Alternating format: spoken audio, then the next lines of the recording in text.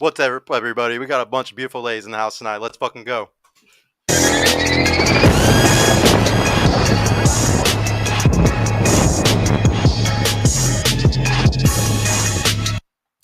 And we're live. What's going on, everybody? Welcome to the Purple Pod, episode 34. We got the #1 show in the world for dating started right here in Dallas, Texas.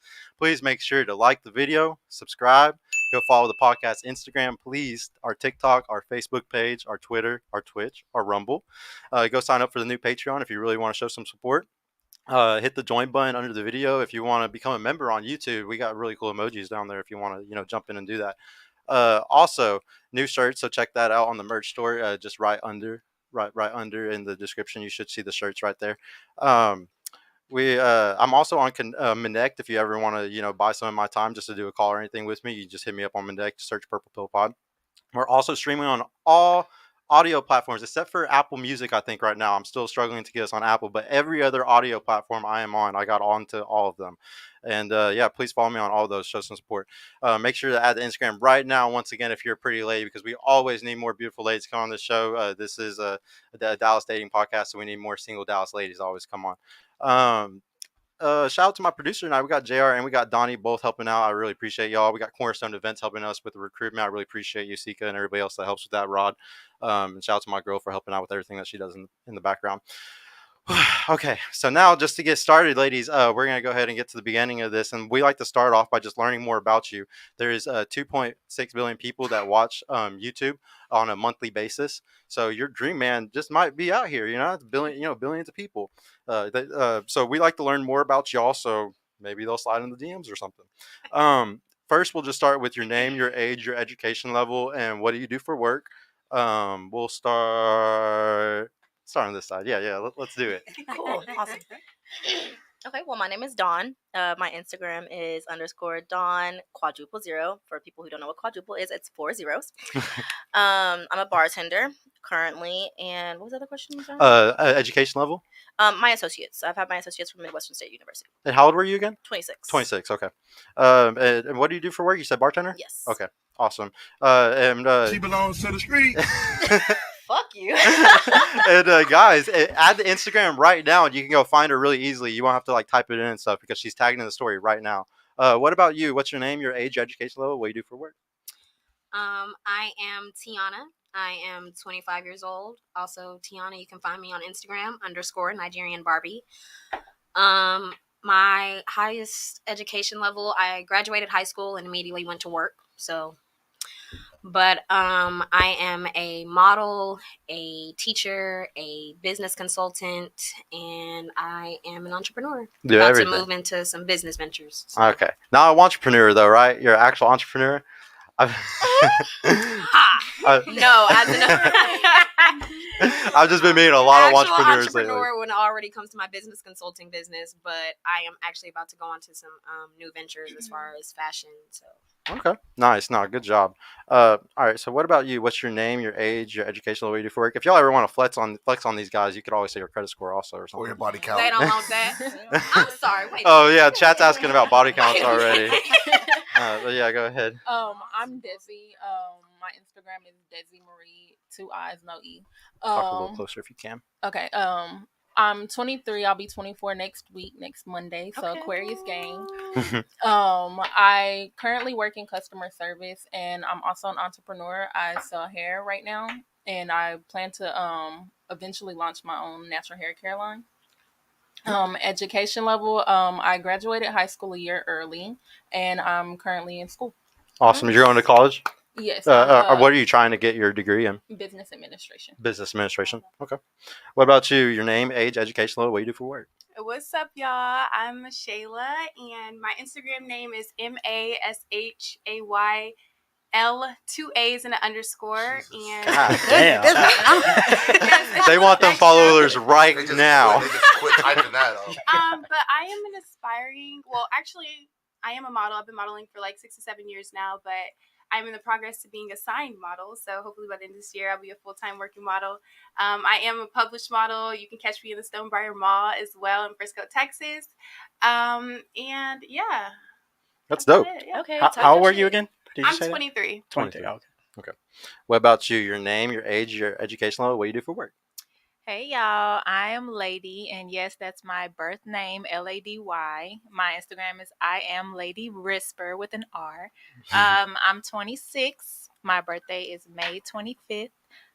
So how I feel about being 27, I don't know. But I'm a dancer. I'm a dance coach. I've had my own dance team. And after this What kind baby, of dancer? I do hip hop mainly, but I teach ballet technique, jazz, contemporary, modern, all that jazz. I performed as a performer, belly dancing and just a bunch of different stuff. I dance, y'all. How long did you go to school for it? I actually just went to college.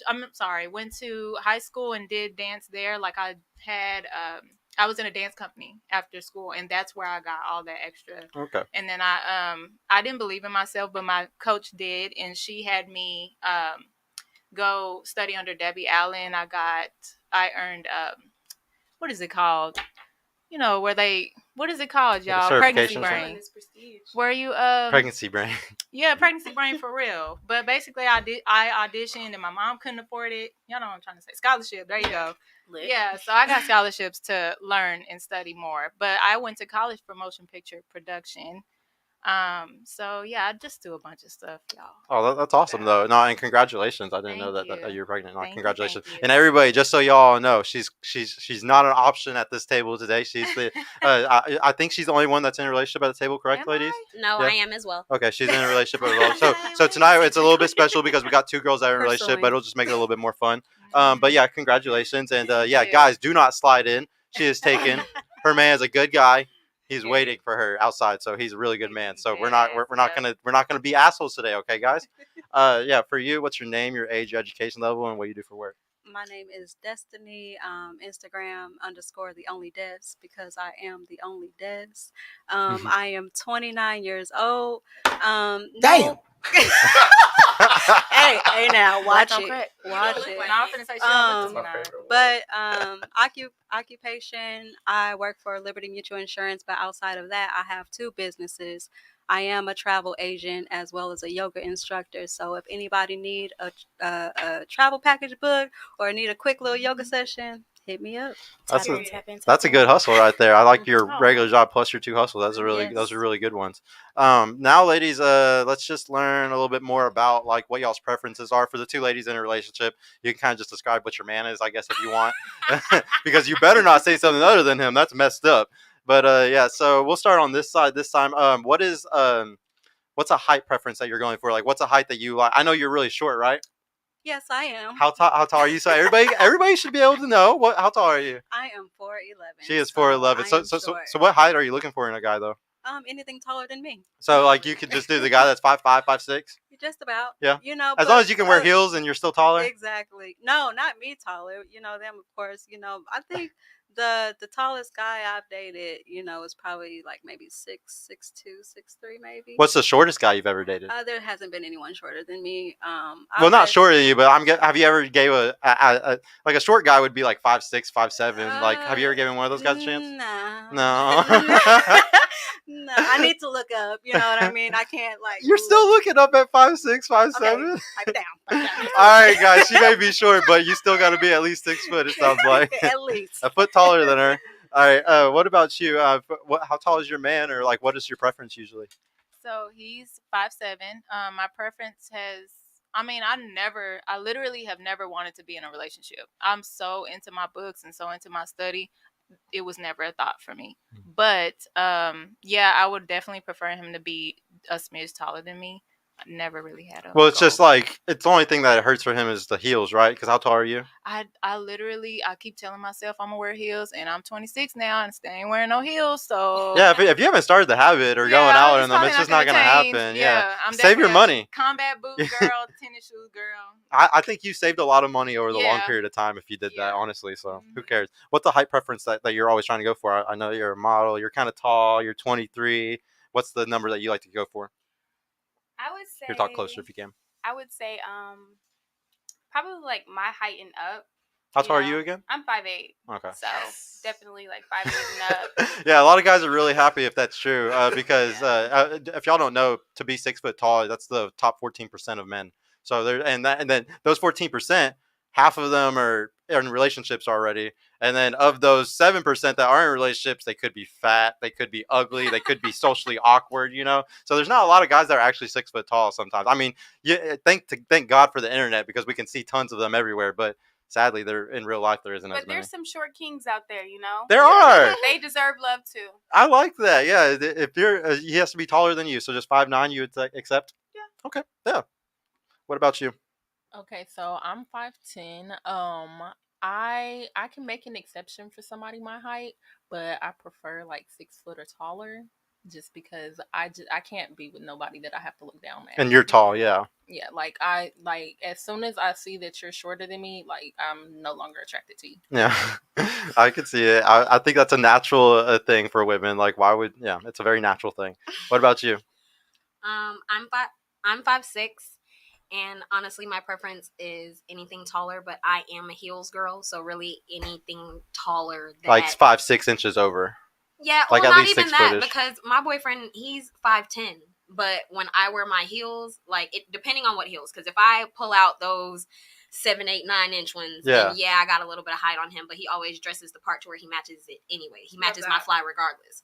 However, most of the time he likes tennis shoes and sweats and stuff like that, and he likes to see me in it sometimes too. But I'm so girly. But when I wear it, we complement each other well. Okay. So anything taller than me, but my man's 5'10". So. Yeah. So it's still it still works though. Yeah. What about you? What's the height that you're looking for? So I'm 5'5.5". I like to go ahead and round that to 5'6". I made it put on my driver's license, and pretty much anything taller than me, kind of how everybody else is. But I don't really discriminate because it's like, for me, it's all about vibes. Because you can be like not a midget per se, but like you could be short. You know? The vibe can be there. Right. He might be a player. He might be really good. You never know. Right. As long as he you're might got that good. You know what I'm saying? It's not even all about the dick, you know. But it's like if your height is matching my personality, then we're cool. Okay. Like as long as you have tall nigga personalities, then we're straight. Like like big dick energy, like, kind of. Yeah, like it doesn't have to be the big dick, but you got the energy. Right. If you have tall nigga energy, then we can work it out. Hey, we can work it out. I got a question for you. What's up? Would you ever date a dude that you can kiss on his forehead? Yep. I mean, as long as he's doing what he's supposed to be doing. But maybe give you a kiss on your forehead, your cheek. I guess if it works. No, I gotta ask just really quick before I do the other preference question. If y'all had to choose between the guy that say he has a big dick but it's skinny, or the short, or the guy with a smaller dick but it's a fat one, it's girth. He has a lot of girth. Would y'all choose the guy with a small dick but big girth, or the guy with the longer dick but it's skinny like a stick? We'll start with you. Girl. Neither. No, you gotta choose one. You gotta choose one. Just to be fun with the question, you gotta choose one. You got to. I don't know, because personally I have experienced both, and I need like a medium. Like I need you to be in between both. Like I can't deal with. Like, it's just the real point of the question is if you're a girth girl or a length girl. If you want the length or if you want the girth one. I'm definitely because if you're like long and skinny but you don't have the thickness, then it's a problem. So I need like I said, I'm a medium. But I guess length is better than girth. This is a hard question. It is. I'm contemplating. Yeah. Really what about for you? What is it for you? So talk a little closer if you can. So as far as you saying the purpose of the question is, are you a girth girl or a length girl? I'm a girth girl. Okay. But God has blessed me. I don't have to make that choice. Yeah. If you got a good man, then you don't gotta worry no more. Yeah. What about you? So just because you mentioned height, like I said, as soon as I see a short guy, like I'm uninterested. So I would just we're gonna say that height has nothing to do with this guy. Like maybe he's 6'2" and he has these dick issues. Not issues. I mean, that is an issue. If it's long and skinny, or if it's short and fat, that's an issue either way. I don't know. Then, I would say then it wouldn't matter for girth, just because I've been with somebody that was small and it didn't do what it did. Okay, so yeah. What about you? Pass. You don't want to say that one? No. Oh, I also want to say, guys, be careful about staring at the chat, because sometimes these guys will try to trigger you. Also, do not stare at it. I usually say it as one of the rules, but I didn't do it tonight. But I just wanted to say that because they can trigger you. What about you? Body count 1. So. Oh, she had to answer it. I don't know. Like I can't answer that. You can't answer like the girth or the length one. You have nothing compared to.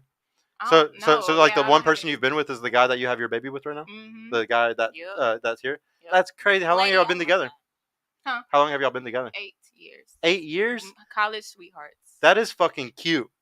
We feel more I never like say that it's on the so show. interesting, But... like talking about it now because I never post about my relationship. He doesn't post about the relationship. We're very much best friends. Like it feels so interesting, like talking about even like this, like talking about his dick. I'm like, why would I talk about my best friend dick? I don't know. But yeah. anyways, yeah, like, it is weird if that's how anything to your life compare is. it to. If that's how your life is, then yeah, you can't even answer the question really. What about you? All I'm gonna say is, if you know how to work it, it really don't matter. Okay, but there's a preference though on one of those, length or girth. If you know what you're doing, then it's either or. The girth has got to win on that I was one. about to say, it looks like you're trying to say girth. Yeah. She's trying to be okay with it being a smaller one, so you're obviously taking the girth guy then. So somebody asked really quick, are you all married? Are we married? No, we actually don't want to get married. Like I asked him, can we have a non-wedding? So that's just like the ceremony for who we actually care about. And like elope. We don't sign the papers. Getting eloped, kind of. Yeah, it's kind of like an eloping. I am not married, but I would love to be married. Really? Yeah. Oh, I guess well, I don't think he was asking everybody. I think he really wanted to know about her. That's what they're usually curious. I'm sorry. It's fine.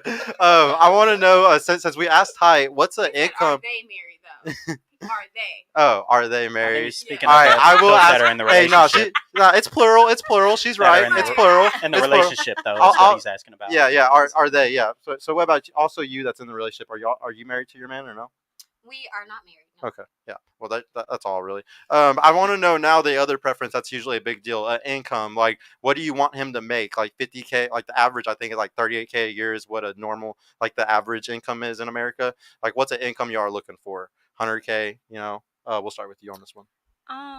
Truthfully, I never like put a cap on or a minimum of what my guy has to make. I feel like if you really progressing and elevating yourself and you making the right moves to bring that income in, then that's a win for me. Yeah, you'll kind of see the ones that are gonna win the game, and you're trying to jump in with them. Like you can predict it. Yeah, trying to predict it. Pretty much, one who see themselves being their own boss, making their own moves and finding ways, to just bring in the income versus not knocking anybody who wants to work for somebody, but outside of that, they're trying to find ways to, be trying to make it outside the system, kind of. Okay. Exactly. No, I agree. Just be careful because you try to do build a man too much, you can get fucked really easily. What about you? What's an income that you want to go for? You can kind of just say your man's if you if you don't want, because it'd be pretty rude if you're like, I want a guy who makes 150K, or something like that.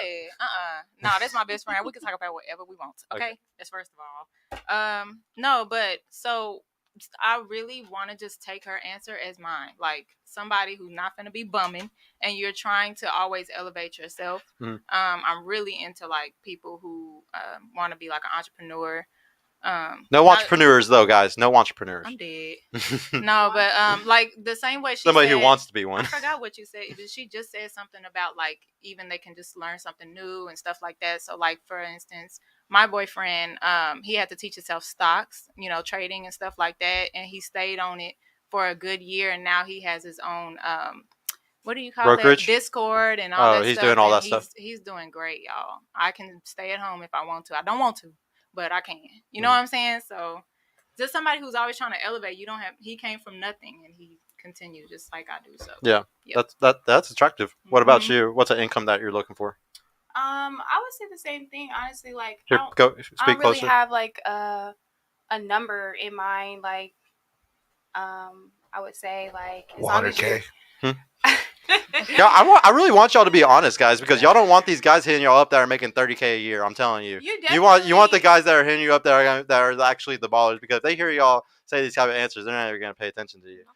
I'm telling you, you want the guys who make money. You don't want the broke guys to be hitting y'all up. I'm just saying, and here's another thing. So, a lot of y'all's answers so far, I don't really care. It's really nothing.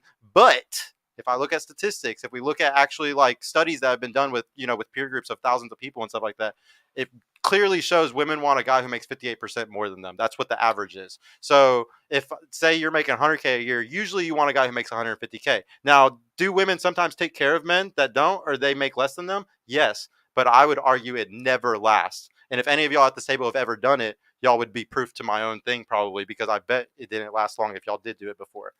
That is true. It actually lasted. It actually lasted? Okay, here, give me an 6 example. years. Yeah, okay, but who ended it?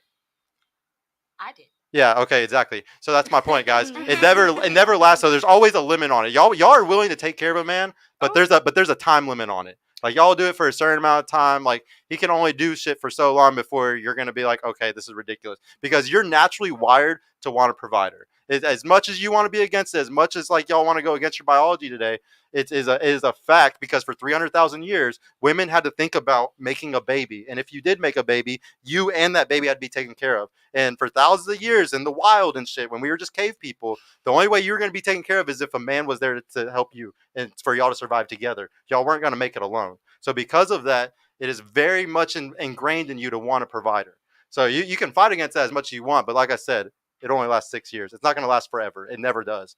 There's a reason why Beyonce went back to Jay-Z, even though she makes tons of music about single ladies, independent, all this stuff. But she's back with Jay-Z because she wants a guy who makes 58% more than her. And she's never going to find that if she divorced him. She's never going to find another guy that makes more just like Jay-Z does. I don't agree. I highly, I will go So ahead. there's and, another billionaire. Name a well, billionaire. yeah, you think we'll has a go ahead shot. and explain to me why you think why I'm wrong. Yeah. Why do I think? Yeah, or did you say that? I couldn't see. No, if you I said said it. I thought we were just still going in. It's Yeah, not yeah, even. she didn't get to finish her answer. Yeah. Yeah. Yeah, she didn't finish her answer though. I Finish mean, I agree with you to a certain extent, yeah, because us being feminine, like we do want that masculine energy, like to provide and take care of us. Like I want to be taken care of too, definitely. Provide and But, like, protected, yeah. You got to be realistic too. Like everybody is out here striving for greatness too, and like you got to start somewhere. And I'm not judging nobody based off of like a certain number. As long as you got that hustle in you, and you're striving towards something to invest into your future, building a foundation, like. Let me go. You got to stay down till you come up. You know what I'm saying? Like, let me success is not overnight. Yeah, but so here's the problem though: is there's a lot of women who will bet on guys though, and they're shit. Like they'll bet on them to become that guy that's gonna make money one day or something like that, and he's a bad bet. And that happens a lot. Like, don't get me wrong, you can bet on some guys like her, man, and it's working out great for her. But same with my girl, she had to bet on me. There's certain instances where you bet on guys though, and you end up getting fucked from it, and that's what's scary for a woman today. It's very scary. Like I'm happy I'm a guy. Like, it's really hard on y'all, honestly. In my opinion, it is so hard for a woman to date today. Thank you. It's very hard because a lot of guys are shit. A lot of things that we talk about in this sphere that like I'm in is we like to talk a lot of shit on women not being good, or women doing certain bad things, but the guys are just as shitty. So if y'all hear anything I'm saying, trust me, I definitely think the other side is just as fucked up if y'all ever hear me say something, because like it's very hard to find people that are actually worth it. Yeah, you can go ahead and go with what's your income you're looking for. So I was looking at the comments. I know you said not to, but I seen somebody they were saying something about like making 20K, and like for me, I'm gonna judge you. I don't care. Like, I know people come from a start, but I personally date guys that are older than me. So I just feel like I can't date anybody that's working at a gas station, that's in fast food, especially if he's older than you too. Yeah, like I feel like those are kid jobs. So it's like if the guy's like, oh, I do this, I go on Google. I'm like, what's the average income for this? That's actually very intelligent of you, and that's what I teach women to do. Is to ask what their career is, because it's rude to ask what their income is, but ask what their career is and then Google it afterwards, and that's what you should actually do every time. Yeah, that's very smart of you, extremely intelligent. Yeah, it's like for me, like I know I probably don't make a lot compared to other people, but I feel like I make a decent wage. I can take care of me, I can take care of my kids. So I just feel like if you don't make the same amount as me or a little bit more, I can't talk to you. Once I find out that you make less than me, then the conversation's over there. Yeah, and you said you have kids also. Yeah, so because of that, yeah, you really can't play no fucking games or waste any time. Yeah, and like yeah, I grew up with a single mom. She took care of me, my 3 sisters. We never had to really want for anything. So I just can't be with a man that can't provide that for me. The lifestyle that I'm accustomed to. Yeah. And honestly, I really, this is something that we talk about all the time. Like, women fall into their feminine role when a man is in his masculine role, and a man that's making less money or just not the leader of the house like he should be financially and stuff like that, they're not in their role like they're supposed to. And then next thing you know, like, men are really big bitches today. They're very feminine because we've told them, be emotional, be like that. Like, we've taught men to become women, and society really, really, really pushes men to act more like women today. And y'all got pushed into acting masculine. I don't think that women are naturally masculine. I think that when you go to work a lot, when you sit here and you compete with people every day, when you get really good at making money, when you get really good at certain traits, those are masculine traits. And that's what makes it really, that's what throws everything out of balance. Whereas like if a guy is truly in his role, like perfect example, me and my relationship, because I was a fully masculine guy in my role and I fully provided for my girl in every way. When she came and she started dating me and started helping me at the house, she was fully in her femininity, fully a perfect woman that wasn't doing all the bullshit that I'd always had to deal with the woman that I was trying to pay 50-50 with and stuff. 50-50 just doesn't work, honestly. So you were okay with taking like full ownership of like the providing and everything, like taking yeah, care that's of what a her. man should do. That's why I say Okay. it's so hard to do today, because if we really want to break down the cost of being a true provider for a man, it's at least $150K a year, because women want more than ever now. Y'all see Amazon, y'all see Instagram, y'all see all these different things. So to be a true provider, to truly make your woman happy, it costs a lot. It really does. To just make her feel sufficient that she has what all the other women have, I guess you could say. It's way like to just be comfortable. You could definitely make it with less. There's tons of good Christian families that are living off 60-70K and they're fine, because they're not wanting everything that the Jones have. They're not trying to like do all the bullshit, you know, like they're not trying to keep up lifestyle and everything. Yes, it all comes down to lifestyle. One of the big questions sometimes I like to ask is, would you downgrade your lifestyle for a for the perfect man? And a lot of women sometimes like if you could get married right now, downgrade lifestyle, you know, not have the nice car, have an average house, you know, y'all aren't going to be going out to eat every week and stuff like that. And a lot of people don't want to do that. A lot of people don't want to downgrade their lifestyle for a family. For, you know, even though once again, if we look at statistics, I can show you all day long that there's high depression numbers in women over 45. One of the biggest things that makes somebody happy at the end of life as a woman is children and a family. So like if we look at all that stuff, like we can see why the numbers are getting so bad for those older women that aren't having kids and aren't having families. You know, that's one of the big reasons. Like one of the big parts of my show is just trying to teach all these facts, so then the women, because this is what happens, you get stuck in a trap once you get to like 35, 40. You can't, there's like you've been fed all this stuff your whole life, like, oh, I'm great single, it doesn't matter, I don't, family and kids, it's not that big of a deal. But then once you get over 45 in that demographic, that's the most depressed demographic right now, you're just like, fuck, like I should have done that. Whenever I had all this value up front, I should have tried to get the best man I could when I had all this beauty and I was able to have perfect babies and stuff, because it's geriatric pregnancy after 35. This is stuff that men are thinking about, but a lot of women don't care about, because there's so many men coming towards y'all. Like, why would y'all care about what men think about? You know? I got a question regarding that too. For the lady that's to the right in the middle, the one that's in the relationship. Oh, to your left, Sergio. Oh. That's in a relationship. Whenever you gave your age, you were like, I'm 26, but I'm going to be 27, May 25th. And you said, oh, shit, I don't even want to know how it feels to be 27. Like as if it was a negative thing. Let me ask, why did you think it was a negative? You know what? I think I don't think it was so much the age as me thinking about how I'm finna be with a baby, because I didn't want no kids, and Okay. he didn't want no kids, and we just wanted like 10 dogs. So not for real. Yeah, no, I feel Dobermans that. and Rottweilers. It's so much easier to have pets today than Yeah, actual man, kids. they're babies. Yeah. But I guess it wasn't so much the age. It was more like, because I looking at my mom and the genes on her side, looking at my dad and the genes on their side, I'm gonna be 65. Yeah, and it's hey, here's the thing, y'all have hella good confidence. All women have amazing confidence. If I ask all y'all's numbers, a lot of women like to say I'm a 10, I'm a 9. Y'all are amazing at having incredible confidence, and that's a great thing to have.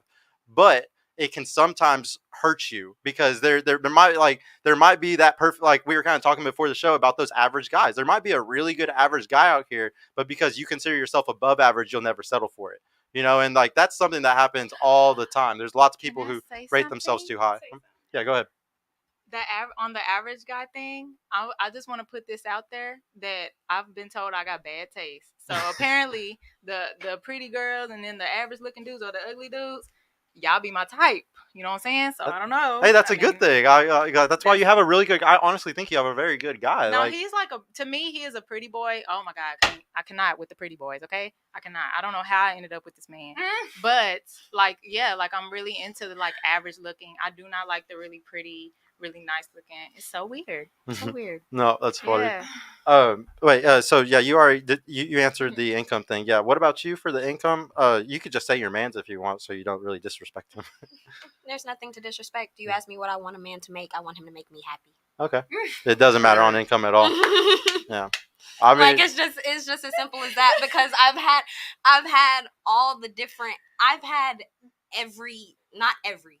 That sounded very bad. Yeah. I've had different calibers of men. Yeah, different levels. And just because you have a lot of money doesn't make you a good man. Preach. 1,000%. Because of the simple fact, like I said, for the example, the 6 years that I was with that young man, he started off an amazing man, an amazing provider. He, like a year or so into the relationship, he fell on really bad times. So me being the woman I am, I picked up that slack. Mm-hmm. That's why I said I was taking care of a man, because I was taking care of him for years after that. Even when he got another job, I was still making a little bit more. So I was taking care of things. When it came to rent and stuff like that, we were going 50-50. And I've never been a 50-50 type woman, but I was going to do that because I loved him. Mm-hmm. At the end of the day, the thing that separated us is not only am I taking care of you financially, but you're not taking care of me emotionally and mentally. So what do I need to be with you for? Mm. That's what ended that relationship, not the money. And now the man that I'm with now, amazing when it comes to my mental, amazing when it comes to my physical, amazing when it comes to my emotional, amazing when it comes to financial. And that's why I love him in every aspect of who he is, because at the end of the day, yes, he makes amazing money right now, but there was a point in time in our relationship where he wasn't making a lot of money. But like I said, I'm an entrepreneur. I went and got a job because I was bored. And on my first day at work, I came home to a card on my pillow saying, congratulations on your first day at work. Mm. And he didn't have a job. He went to Dollar Tree and got that card, but it meant so much to me. And that's stuff money can't buy. Yeah, it's the simple stuff for me. Stuff like money money's can't not buy. gonna... You know what I'm saying? Yeah, I'm not saying that just because a guy has a lot of money, he's a good guy. There's a difference between high value men and high quality men. Now, Definitely. Can you be both? Can you be high value and high quality? Yes. You can. But most people are one or the other. Most men are either high quality men or they're just high value men, or they're not either one of them. Because like I said, I've dated I've dated a millionaire. That man was psychotic. Yeah, of course. Yeah. Broke me down physically and emotionally and mentally to a point like for like a year I was out of it when it came to myself. I couldn't date nobody, I couldn't talk to nobody. I was just out of it. Amazing money, took me on trips, anything I wanted, anywhere I wanted to go, I got it. But when it came to what I actually needed from him as a man, I didn't get that. So it doesn't matter how much money you make. I want you to make me happy. Yeah. Yeah, I just want, but like those guys, like they don't care. Like that guy who made a lot of money and he didn't show anything else. Yeah, it's just because he did not feel he needed to at all. Most guys that make that kind of in them, they don't have to give anything else. They don't have to give emotions or anything. There's a lot of women that don't ask for those things. That's how he's able to get away with it all day long.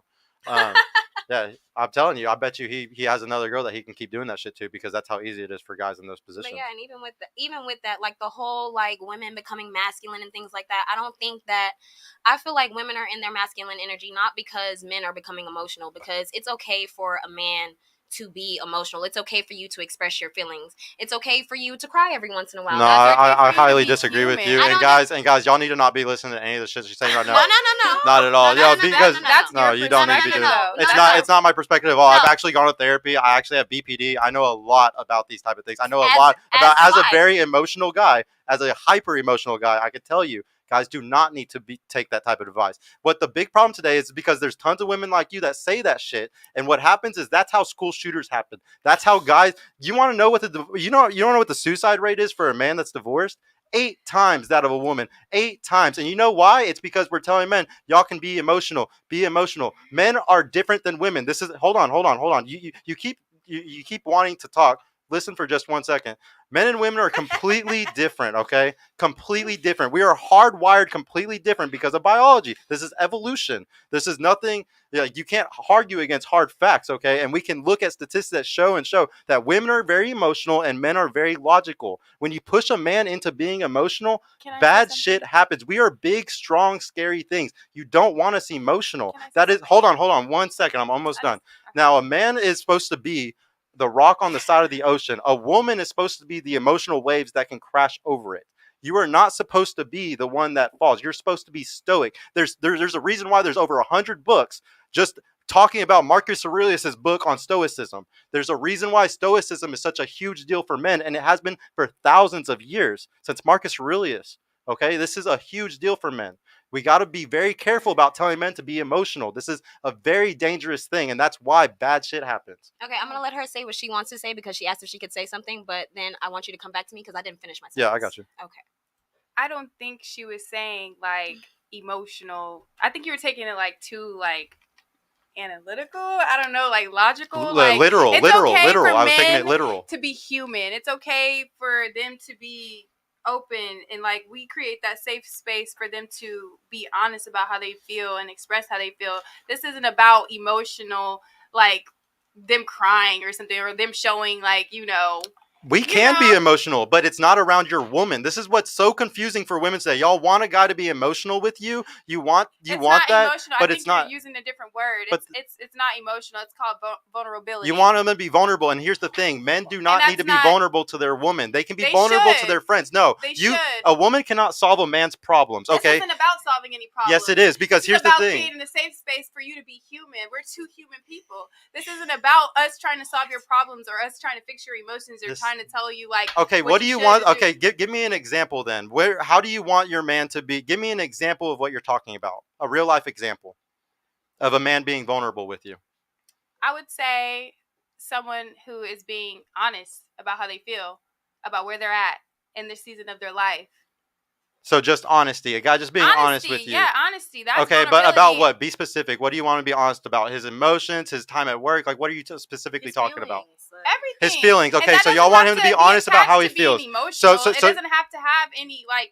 I need an exact example. I need an exact example of what you want a man to do to you, or like what you're talking about. You want him to come to you and be like, "Man, I'm just really sad today because this happened with my boss." What do you want? Give me a specific example.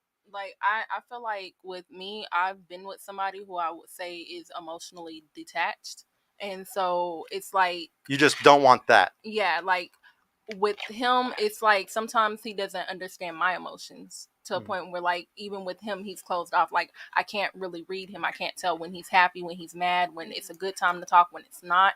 And I feel like maybe that's what they're saying as far as vulnerability, like just let me know how you're feeling. Well, there's two things going on here. There's a type of guy that no matter what y'all want is never going to give y'all that vulnerability, and it's because he's the type of guy that has so many girls, or he's such a fucking G. He really does not ever show no emotions with any of them because he's just like, y'all are all the same to him. It's nothing. And then there's the type of guy who is actually like he's cut off because he has trauma, he has some damage, he has something like that.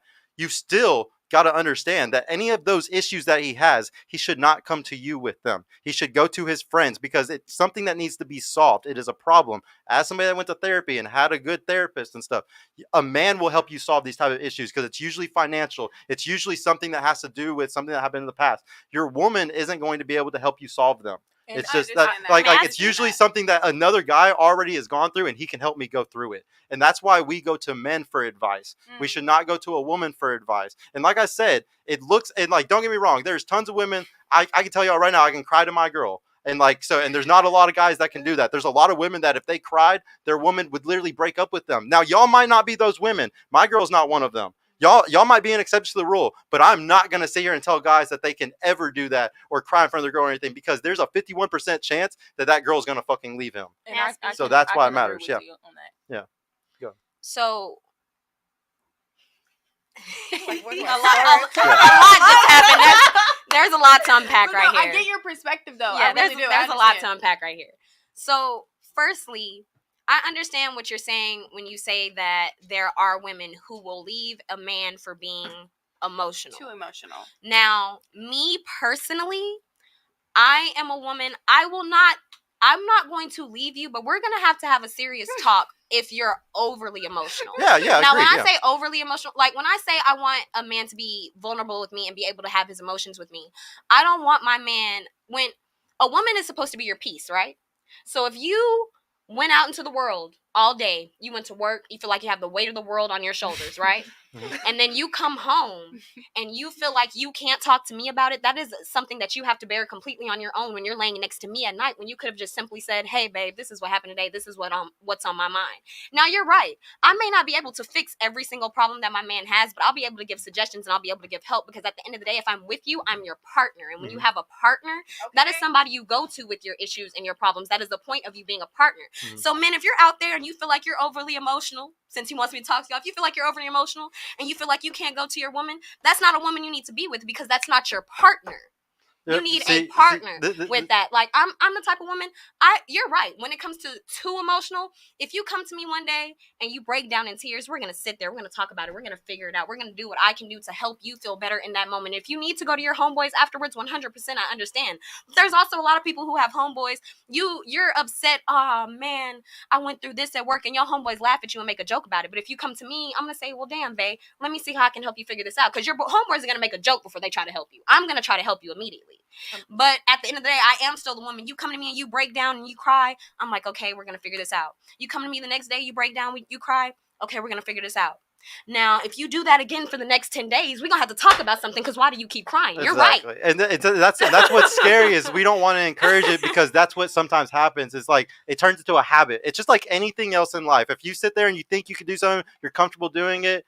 Like he might think after the first couple times, all right, this is okay. And the next thing you know, he breaks it too far. He does it 3 or 4 days in a row, and you're officially not attracted to your woman anymore. So it's just like you got to be careful as a guy. And like I said, it might be the 51%. Y'all might be exceptions to the rules, but if I'm giving advice to men, I got to make sure that they don't fuck up and do that with the wrong woman, because then it's gonna fuck them up. And like you said, like that's not a woman for you. Man, that just means that woman might be super feminine, and like it's very hard to find super good feminine women today. So yeah, I don't want them ruining that. Like I definitely think it's a new age thing. Now, don't get me wrong, like everything that I'm talking about, biology and stuff, like there's another study that I looked at, and it likes to say that it's all the nature versus nurture debate. Like you would probably say a lot of shit is nurture, like we learn it from our environment, and I'm very heavy on the nature side. I believe that a lot of stuff is genetically decided, and if you look at studies, it shows that 60% is genetically decided for our life, 30% is based off our peer group, and 10% is based off our parents. That's what your life usually ends up after 40 or 50 years. That's kind of what determines shit, I guess you could say. 100%. Can I say 2 things? Really Yeah, go ahead. quickly? Now, you know what? One of the things I forgot, but the other thing that I was about to say, I saw a comment before it disappeared. There was a person on there. They said they hate the partner word. If you're in a relationship, you're in a team, and the man needs to be the coach as well as the captain. My thing with that is I understand where that person is coming from, but I disagree. Reason being, because at the end of the day, like, you want to say team? Okay, let's think about a team. Let's think about an NBA team. Cool, fine. Yes, your coach is going to be with you at practices. They're going to do everything. They're going to be there on the sidelines at the actual game. But at the end of the day, the people you have to work with in order to win are your teammates, are your partners. So I don't need a coach or a captain. I need a teammate or a partner. So I'll explain. So like I don't like what I don't like what he said, because like that's not exactly what I would say. So what I like to say is, so relationships are you want to I believe in something called complementarianism. Complementarianism is the opposite of egalitarianism. Egalitarianism is everything's 50-50. Complementarianism is I'm really good at this, you're really good at that. We're each good at our own things, okay? So if I'm very good at making money, my girl's really good at taking care of the house or something, okay?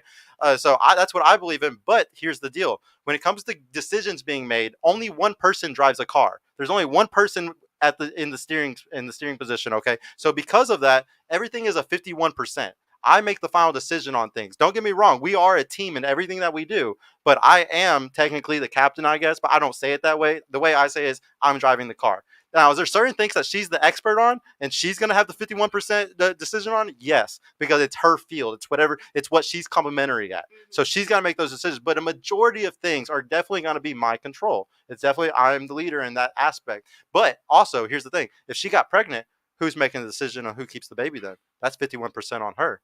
Like I can give her my input and say I think we should or we shouldn't, but who controls that? She does. I told y'all don't stare at this chat. They're gonna get y'all's asses. I mean, I'll tell you. I'm gonna be able to fuck that crying ass nigga girl because I'm masculine. Like what? Somebody said she gonna cheat on that crying ass. Sometimes they're a little wild. Here, I'll get back to the questions though. What was the income that you wanted? I'm so dead. They getting y'all today. Are they usually this hype? Right. Well, no, I made a mistake. Usually before the show, I tell all the girls, do not stare at chat. No, and I didn't do that today. It's intriguing though. It's intriguing because well, sometimes it makes the show bad because it'll trigger you, or you'll stare at it and ignore every question I ask because you're staring so hard. So that's why it's a rule, is because sometimes it's a big issue. We've actually had a girl get so triggered that she had to leave. Like she was like, "What?" Blah blah blah, and we were like, ma'am, we told you the rules, and she was just like, it's like, all right, you gotta get the fuck out then. Like, so yeah, sometimes they trigger people bad. But yeah, what's the income that you're looking for now? I don't have a Oh, my bad. specific number, kind of like everyone else. I just need you to be smart with your finances. As long as you can put me in that 60, 40, 20, 20, and I get that 10 or whatever, like, just so you can make sure that I'm being taken care of. Make sure that you're making me happy at the end of the day. That's all I really care about. 10K. I love that. 10K. 10K. I mean, shit. If you're making 10K, then like that's not really gonna do much for us. But like, as long as I can be put into that 10K proportion, and you can make me happy, and we doing what we doing, whether that's the card or whether we going on trips or whatever the case may be, then that's just what that is. Like, it's not. I feel like that's kind of ignorant to put an actual number on a nigga, because like, who are you, bitch, to be putting a number on a nigga? Like, what do you make? I understand that. I want to know now, just really quick. Do y'all want a gym guy? Does he need to be a gym person? I love the gym. You said gym? Yeah. Does he need to be like your preference? Oh, like, no. what, No. I mean, like, would you prefer a gym guy? No, I would not prefer a gym guy, because I'm not a gym person. Girl. So I don't need you to be like forcing me to get in the gym. I've been in athletics majority of my entire life, so like, Don't tell me to be athletic. right, like, my body. I'll just go kinda- play a sport. Yeah, like, it comes naturally. If I feel Right. like I need to go ahead and hop in the gym real quick, I'm gonna do that myself. Of course, I would love a man that's gonna motivate me or whatever, if that's something I say I want to do. Yeah. But I don't need you to be like a bodybuilder and telling me like, damn, bitch, like your arms are small. Like, It's like I said, these guys might end up sliding in, and I just don't want a guy hitting you up that is a gym guy. And oh, it's then, okay, you know what I'm we can saying? Split to the generals. Yeah. Switch them over to the generals. Yeah. No, keep them in request. Yeah. That part. $10 cash app. Oh, what about you? Do you want the gym guy? Is your guy a gym guy? He is a gym guy. He is athletic. He did a lot of athletics all through his childhood. So he's really the type of guy, like, literally, we will be sitting down watching. We will be laying down in the bed watching the movie. And I don't know if y'all ever seen them on TV or in like stores. They have these things called perfect push-ups, and you hold the thing and it twists while you do it. Yeah. We will literally be sitting there watching a movie, laying down, cuddled up, and he's like, I need to do some push-ups. And he'll grab his perfect push-ups in the middle of the movie and do it. Or like he's really into like 2K Madden. Mm-hmm. He'll be playing 2K, and like in between, he'll hop up, do perfect push-ups, and he'll hop up. It's a good And habit. he'll just like feeling it, and then he'll get back to playing, and then he'll hop up and do it again. I'm just like, dude, like, lay down. It's a good habit. Shout Lay out to down. the FNF Dallas Discord. That's what everybody's on a push-up thing right now. It's a push-up challenge. What about you? Do you want to need a gym guy? I wouldn't say that I want a gym guy. I would say like he does have to be fit. Since I'm like naturally skinny, I always make a joke saying that I can't be with a guy that has a bigger bra size than me. Mhm. I wasn't trying to laugh at that, but yeah, Poor guys out here. Oh no. I just but like the ones that are like overly in the gym, like where they're just super muscular, that scares me, because I'm like, what if you hurt me? So I just Yeah, those guys are on roids. You never know what's gonna happen. So many guys are on roids now. What about you? Gym guy or not? I would Okay. say I don't I'll bring need up a the gym house. guy, but I definitely need someone who has a healthy lifestyle and has healthy habits towards, what they want to become in the future. Because, like, my man got to be a leader. Like, he has to lead me, in the healthy lifestyles that we have. And, like, I'm going to do my part as well. So I'm in the gym having a healthy lifestyle and having these So healthy he better habits. be in the same. He has to be on that same wave. Okay. What about you? I wouldn't say a gym guy either, but I would say you need to be able to protect me. And I mean, I wasn't planning on having kids, but I have one now, so protect me and mine. He just needs a blicky. He's good. If you ain't got that blicky on you got to be good with them hands. You got to be quick on your feet. You have to be, you have to be a protector for sure. Do I like them both? No. Like, I really don't want to see muscles for real. Yeah, and that's what a lot of this goes back to too. It's not only a provider that guy has to be; he needs to be a protector Yeah, too. protector. And there's some women that I would argue want protectors more than providers, and that's based off of how. I like to say it's based off how privileged you are. Like a woman that was raised, like really, really in like middle, high income household, like she's never had to worry about money or anything like that, any type of provisioning. She's gonna want a protector more than a provisioning guy because she's never had to ever give a fuck about provisioning in her life. Whereas like a girl that maybe was born like lower class or you know, always didn't have enough money for things, she's gonna want a guy that can provide for her because she's never had that. And She's I agree. Like I want to protect her because I talk a lot of shit. yeah. So You need like, somebody to protect you when yeah. you run your mouth. Yeah, like Man, that's I done dangerous. had somebody like try to pull out a gun on me from the shit that I've talked. So would you say that you're a liability versus an asset in a relationship? I've been learning how to control my mouth a lot more because it's gotten me into some trouble. It's a really big deal, and it's something that I teach actually a lot. Like here's the thing: even if I was a Muay Thai expert, a judo expert, if I was an expert in any of these type of things, you were taught to de-escalate any situation, especially a street thing. Anything that goes down the street. So say like you walk out of the club and a guy's like, "Damn, you got a fat ass," and you got your man right there next to you.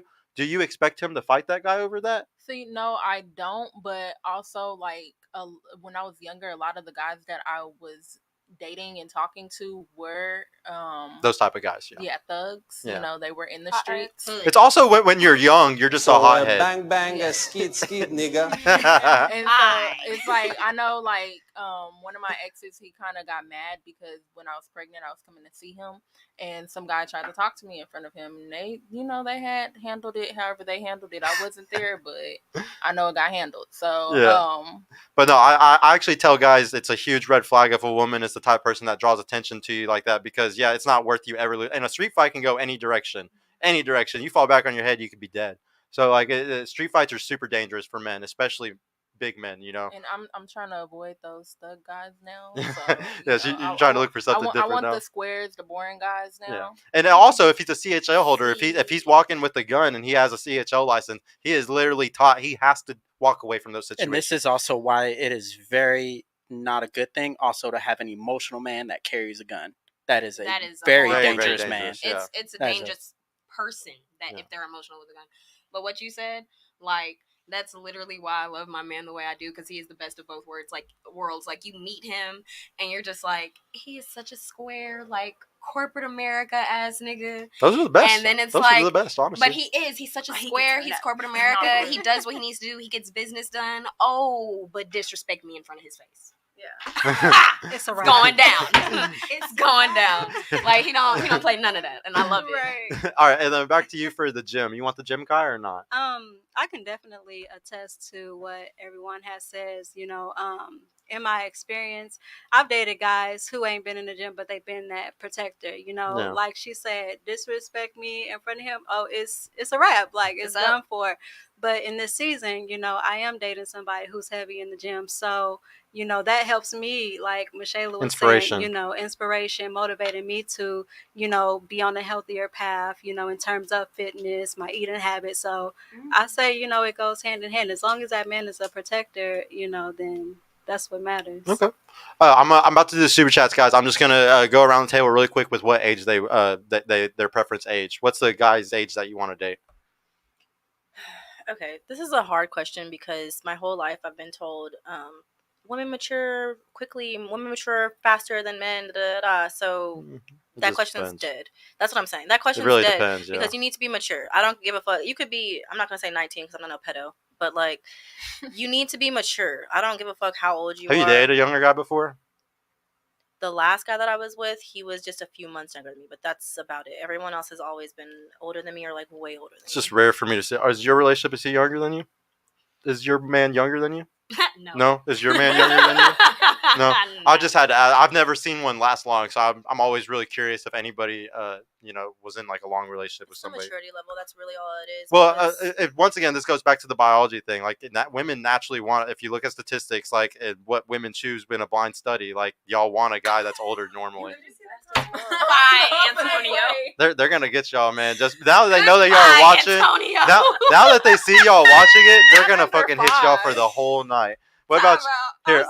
I got it. Yeah, I'm telling you, man. They'll distract the whole show. They're really good at their jobs. So I'm gonna answer this question, but this man said, "Hey, we're gonna get there. We're gonna get there." So yeah. No, we don't want to disrupt the flow of the show. Yeah. We're gonna get to them. Like that's a super chat, so we'll get to it in just a second. She's dead though. I'm so sorry. What's your age preference? My age preference, honestly, is anyone older than me. I don't like dating men my age because men my age, in my experience, there probably are 25-year-old men there out there who have their shit together. In my It's experience, just rare. In my experience, none of them do. Yeah. I don't deal with it. The youngest man I've ever dated, I was in high school. I was a senior and he was a freshman. It was a very wild year, and the only reason we broke up is because I was going to college, and I was like, "Look, dude, you got 3 more. Come on." Yeah. So you got a while, buddy. Matter of fact, no, we were together for 2 years. I was a junior when he was a freshman, and then senior year he was a sophomore, and I was like, "Yeah, you got 2 more years. I'm done with it." My dude right now is 31 years old. I don't. Yeah, just a few years older. And he's, other than the younger dude in high school, he's the youngest. I don't date men my age. You like older, yeah. What's your preference? Okay, so I did mention I date guys older than me, but like I have like a cutoff. So I don't like to talk to anybody that's over 30. Like I'll make an exception, like if your personality is there. But I would say like the youngest I would talk to, you have to be like able to legally drink. So 21. 21 to 30. Mhm. Okay. What about you? Close. I would say definitely, I don't know, because it's like guys my age is like they're still immature in so many different ways. So it's like, and then there's some people that are kind of like younger. I feel like the youngest would probably be like 2 years younger than me, like 20, like, but the oldest probably around the age like no more than like 7 years older than me. I don't know. Like 30? Yeah, like 30 Okay. for sure. No older than 30. What about you?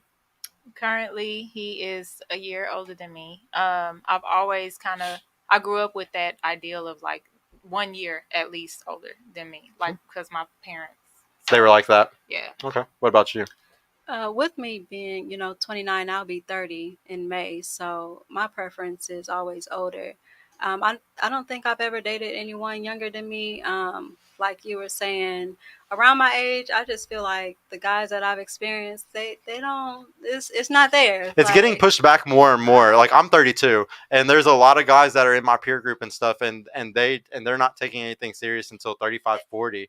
Yeah, it's really hard. Like I have to tell women all the time, if you're going for the 30s guys, you gotta kind of go up higher to 35, 40. And it's just because those guys are ready to settle down. Really, what it is income, guys. So like a lot of guys aren't comfortable enough for relationships, aren't comfortable. Like we're all about timing. We're all about, I'm not ready to have that kid yet. I'm not ready to get married yet. I need to have the job that pays me $150K a year. They have goals that they want first, And our dads and our grandfathers easily hit those goals. They easily were able to become providers for their households. So guys are waiting longer and longer because it's taking them longer and longer to hit those numbers where they want to be serious men. Then that's the only reason why I'm as grown as I am and wanting a relationship early is because I've been making $100K a year since I was like 19 years old. So like I've always been a relationship guy. I've always been able to provide for my women. That's a very rare thing. Very rare that most guys can do that. So what age would you say range? Because you said you would date somebody older. What does that age look like? I mean, 30. that could be 30, 31. That could be 32. I'm currently dating someone. I'm not finna disclose their age, but yeah, that's fine. I say at least 40. You know what I mean? 40 or because they know what they want. It could be a little bit older than that, strictly because they're established. Like they already know the ropes. They didn't already have their experience. They can teach me something. They can put me on game with a lot of things in terms of like making different financial moves to put me in a better position. So just dealing with somebody my age, not knocking nobody, but like I want to learn from my partner or the person that I'm dealing with. So if you can't do that for me, or if you're not really mature in the space to where like if I feel like I'm making more moves than you're smarter than them. Exactly. Then it's just like and that's honestly really smart. I got to shout you out. It's very, very smart of you to do that.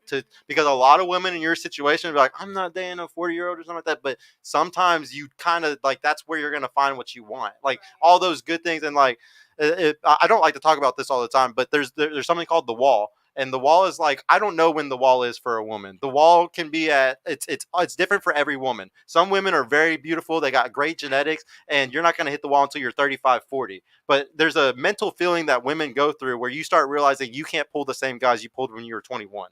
Like and you don't even like, you'll notice it. It's just something that you'll naturally notice. And like when that happens, that's whenever you realize it's sometimes too late for some women. But in your situation, like, I'm not saying that you've hit the wall or anything, because like I said, it's a mental thing. It's your own thing. I don't know when it's gonna happen to you. But since you're already looking for men that are, at that age and they're established and shit, you have a very good chance of having a family, having kids, like doing all that stuff, because you're not sitting here thinking you still have 5 or 10 more years. Exactly. You need to, but you're at a time right now where you can make that shit happen. And so I'm very proud of you for doing that, because there's very few women that come on the show in your situation and they actually do that. Very, very, very proud of you. Let me do the super chats really quick. $2 from Gus. Thank you, bro. Would you like to marry a man with traditional values? I'll go around really quick. Here, just you first. Traditional values. You want to? Yes, you need to be a gentleman. Tradcon guy. Yes. Okay. Of course. Of course. Yes. You don't? Yep. Oh, Most definitely. everybody wants tradition. I gotta ask. Are y'all traditional women? Yes. Oh, really? Who said no? No. Who said no? To an extent. Huh? To an extent. To an extent. I would say that I'm learning, just because, like I said, I grew up with a mom that was a single mom, and so I'm used to being a woman in my masculine energy instead of my feminine energy. So I'm still learning. You're how to do learning. that. Yeah, that's great. I can give you a lot of really good books for you to read that would really help you out a And lot. I'm a reader, so. Yeah, no, that's the best thing, is you just wanting to learn. Well, y'all both said. What about you? Yeah, Do you my do you consider yourself a traditional woman? No. No. I'm not. Do you consider yourself a traditional woman? I consider myself a mostly traditional woman. Half, about 50-50. Yeah. Okay. What about you? I would consider myself a traditional woman. You talk closer when you can. But yeah. Yes. Yes. What about you? I think no, but I also am uneducated in that field, so I'm probably with Des on the needing to read up on it. You're actually Still extremely learning. traditional, because I? you've only been with one person. That would actually, you would be considered, if you asked the internet who's the most traditional at this table. But aren't we talking about cooking and all Yeah, that? but if you really want to look at traditionalism, I can't cook, y'all. is a lot of guys really give a fuck about chastity. They got like chivalry, Yeah, one comment these- said he these- wanted these- a body count of yeah. 5. Body count is very massive to guys. I'll explain to y'all in just a second why it's such a big deal. But yeah, because of that, I guarantee you everybody would say you're the most traditional, just because you don't have a high body count. Which is dumb. Well- No, I'm not. Y'all gonna be at home starving. I'll explain to you in a second why they care like that. Starving. But yeah, what about you? I would say yes. And many may not know, but me and Michelle are sisters. So the way that like we grew up, and from our mom, the way that she raised us, it was very traditional. It was a two-parent household. Two-parent household. That's exactly, household. and that's another reason. Like, if we really look back at why everything is messed up today, guys, it is the destruction of the nuclear family. If it wasn't for the fact that, and trust me, the powers that be wanted to fucking destroy the nuclear family, because they make buckets. They make stupid money off of tax dollars when there's way more women in the workforce. There's way more things being bought. Women are 80% of the consumer base, okay? Y'all are 90% of the credit card use of credit. So because of that, they make stupid fucking money because y'all are single, or y'all are taking care of yourselves and doing everything on your own. Think about it. If you have a nuclear family, you're going to buy a house. That's y'all saving. That's y'all are building generational wealth by putting equity into that home. Y'all get to focus on your 401ks and stuff, because you're looking at the future for you and your kids. They are destroying the world by keeping people single. That's the whole reason why I do this fucking show, is because I think that they want everybody single, so then they can fucking really fuck everything up and make way more money while also fucking everybody, all of us up. Think about how many people are going to be in, having to go to therapy and shit over the next decade because of sleeping around. Like, it's so glorified to sleep around, to do all these things. And we know by statistics, pair bonding, you have a higher chance of divorce, less happiness in marriage. There's all these things that happen if you have too many bodies. So trust me, like if you ever want to know why everything's being pushed out, it is, they want it for a reason. They're making stupid money off of us doing this shit. Can I ask a question? Yeah. What do you mean? What do men mean when they say they want a traditional woman? Because when I say I'm not completely traditional, it's because my mom is Superwoman. My mom, literally, she cooked, she cleaned. I was too young to understand at the time, but she fucked, she did all But that. she was a stuff. single mom, right? She wasn't. My stepfather was in the house. She cooked, she cleaned, she did all of that. When he woke up in the morning, his clothes were already ironed, his lunch was already in the room. She hopped up and she went to work. She came home, she made dinner, so she made money. She took care of the kids, she took care of her husband. She was a superwoman. She did everything. So Yeah. what do you mean when you say traditional? Because I'm a traditional woman. I cook. When I say I cook, I clean, I do all of that. It's mostly that. Yeah. Money. It's definitely mostly that. It's definitely mostly cooking, just making a home, like like a big cliche thing that's always said, like you give a woman groceries, she'll give you a meal. You give a woman a house, she'll make it a home. I really believe like those type of cliche things. Like, and yeah, like that is definitely very traditional of you. And here's the thing, you can have both. Like like there's a woman that I really look up to, and she's very good at both. She's a multi-millionaire. She was on Forbes list, and she is feminine as fuck. She always talks about how the way that she keeps her millionaire husband isn't because she's a millionaire too on her own. It's because she wakes up when he gets home at 6-7 a.m. She's up making breakfast for him. She's getting the kids ready. She's making his shake. There's certain things that and it's harder than ever to do that and be that type of women. So props to you, because it is definitely harder than ever, I think, for women to be that. They're usually too much polar. They're too much one way or too much of another way. So yeah, props to you for sure. Hey, real quick, we gotta. Oh, $50 from Zentience, bro. Got to shout you out right now. Thank you, bro. I really appreciate you. Thanks for coming back. The wall is both mental and physical. Women have the timer due to their youth, beauty, and compliance, which is the highest when they are closer to 20 than 30. When women realize they can't attract men like they used to, that's FOMO, not genuine regret. And this guy Zentience is actually a doctor. He's a very smart guy. Thank you, bro, for that comment, man. I really appreciate you. Yeah, go ahead. Everyone knows what FOMO means, right? Yeah, fear of missing out. Okay. Yeah.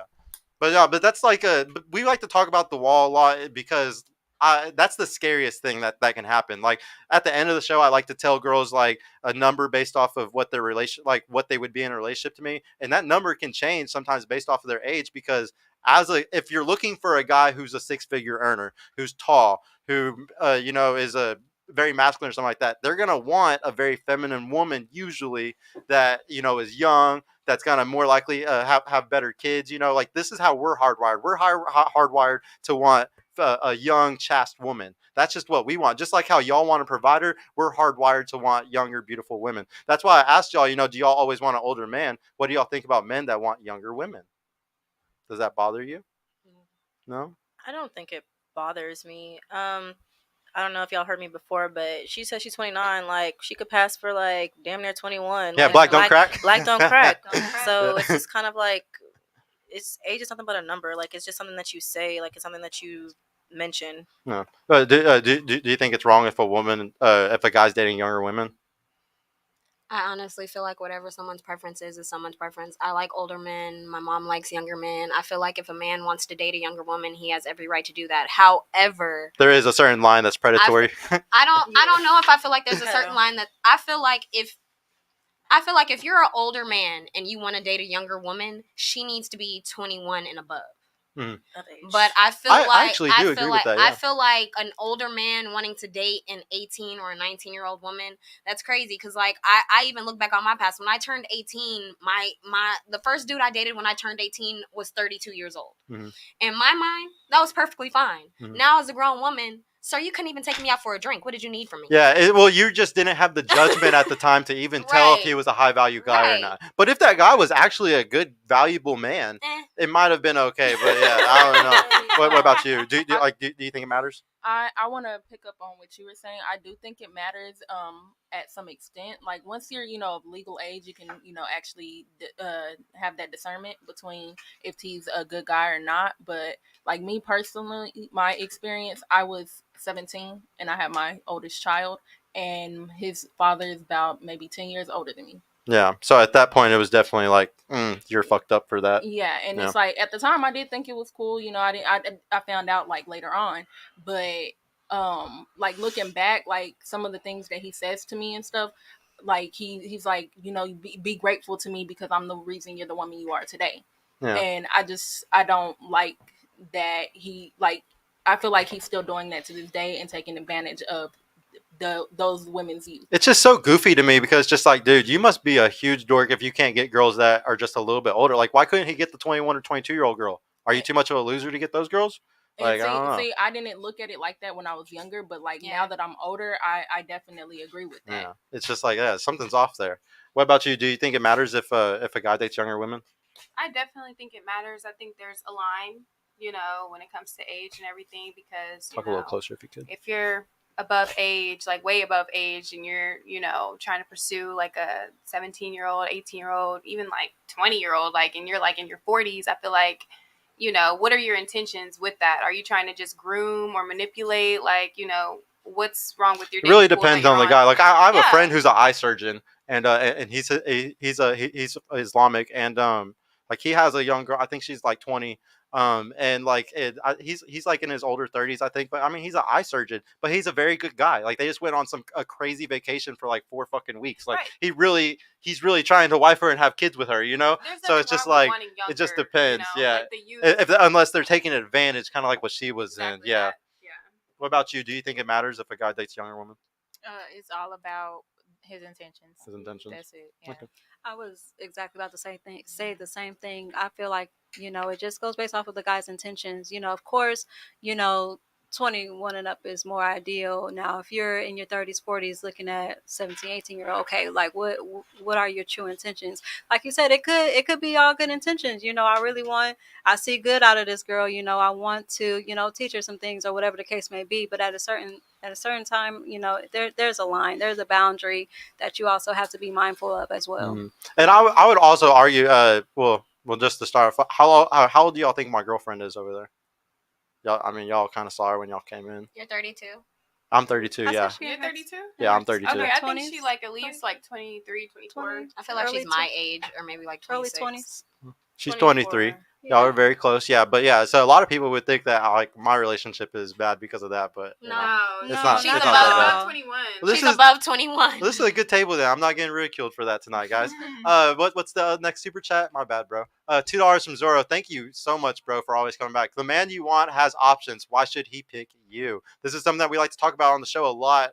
A lot of women sometimes that are single, they're stuck single because they're dickmatized by the Chad, by the Tyrone, by the guy, by the guy with the good dick game. So like something that we like to talk about a lot on the show sometimes is if you are chasing one of those guys, what Stop if you're like- chasing anybody. yeah. Well, Facts. that is true. But what would y'all like if a man has options? Why should he pick you? I would say it Like what can makes you- y'all different? Like I want to know what makes y'all different from all the other girls that he might be fucking at the I time. think it all boils down to what you can bring to the table. Like if a man is providing for you, okay, what can you do for me? As a man, Complimentary, kinda like what we were it gotta go hand in hand. Like if I'm like a man, if he's doing all the providing, doing all this, dishing out so much, it's just like at a certain point he's gonna be looking at you, okay, what can you do for me? So I feel like it boils down to, okay, what can my woman do for me? What can she do to make me happy just as much as I'm doing to make her happy? Mm-hmm.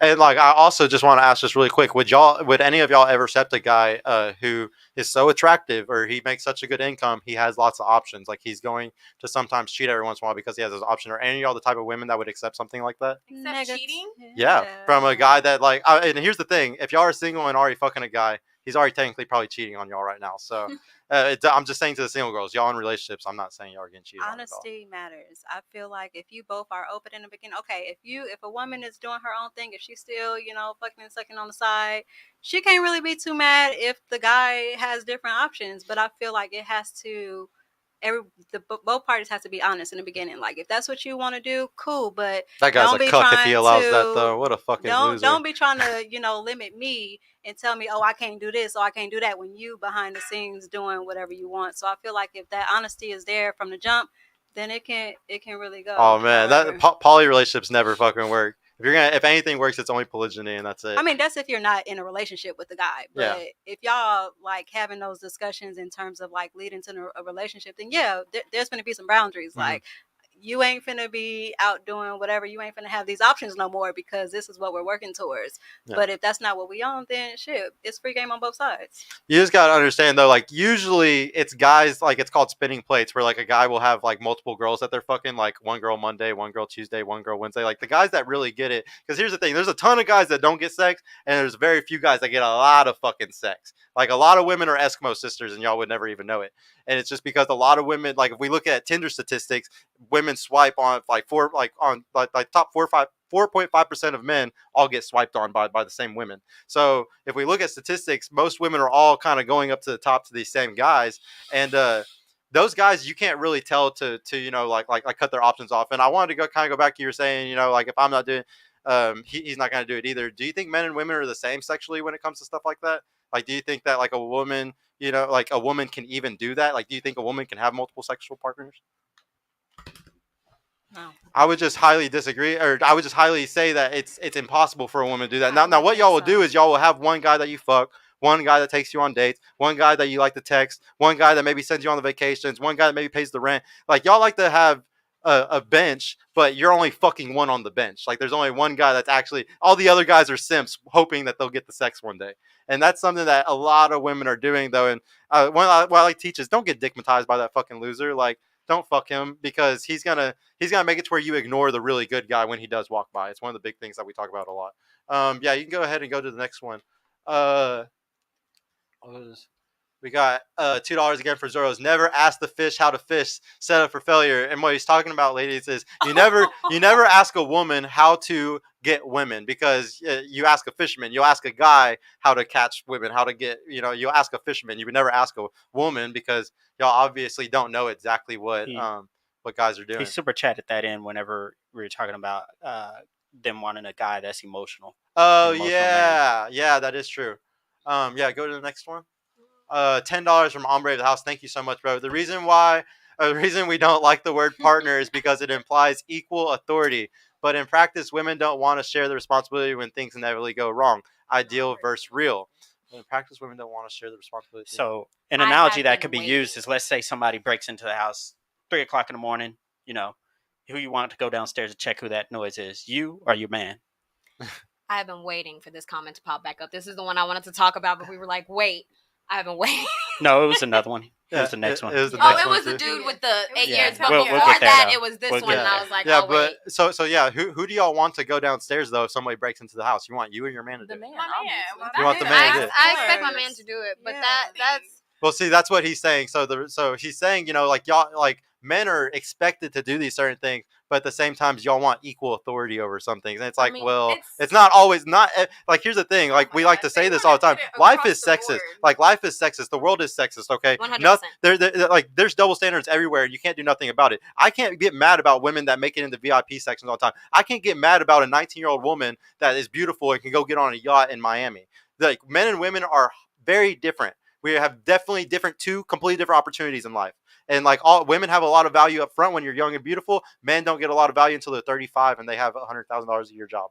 But like for me, whenever I hear the word partner, I think of like at one point with me and my ex, like we both had a point where we didn't have a job.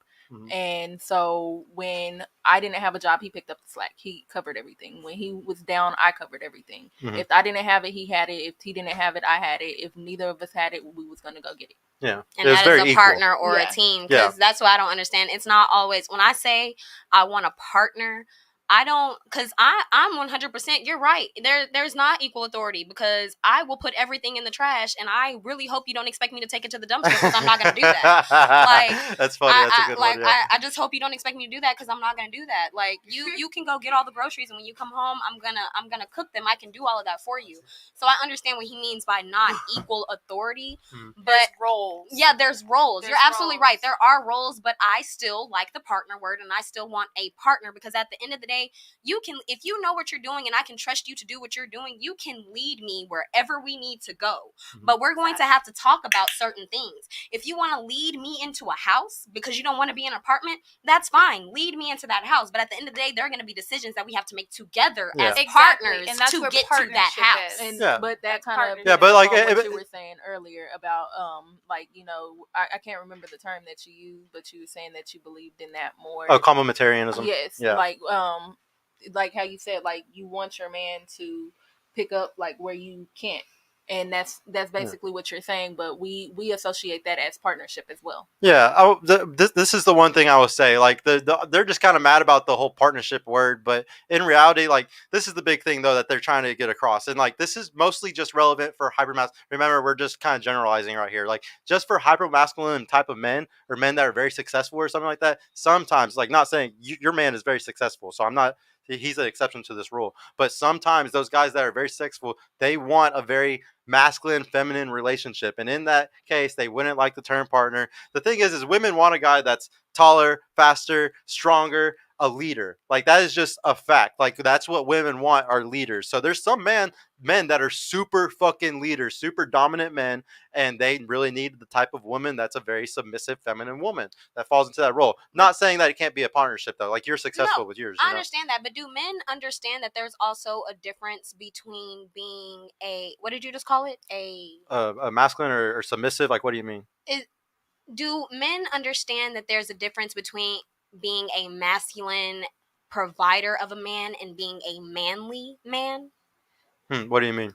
I'm confused. So when I say you can be a masculine and a provider, like you can be as masculine as you want to be. You can be a man and you can provide everything for me. But when I say a manly man, like you can go to your corporate job, you can bring home 100K, 150K, all of that a year. You can be as masculine as you want to be and tell me all the decisions you want to make at the house. But if I say I need my brakes changed, like my brakes fixed, can you fix them? If I say I need my oil changed, can you do that? If I say, ooh, I want a shed in the backyard, can you build it? Yeah, and that's something that actually Ombre of the House actually asks that question almost every single show. He usually asks, "Do y'all like a man that can a handyman, or do y'all want a man that can always pay for those things?" And it's always split. There's some women that really like the handyman. There's some women that are just like, nah, just fucking pay. Like it's a check, just pay it. See, my thing is, it's a preference for sure. I want both because I want both because at the end of the day, yes, you can build a shed, but if I say, hey, babe, I want a shed built in the backyard, 100%. Go call somebody, a contractor, construction, whoever needs. But you want them to be able to do some of the things. But if I say like mow the lawn or if I say I want my oil change, go in the garage and do that. What are we going up there for? Why am I going to go up there and let them see me as a girl and try to charge me $100 for an oil change when you can do it at the house? I would actually argue it's one of the most attractive things that a guy can do.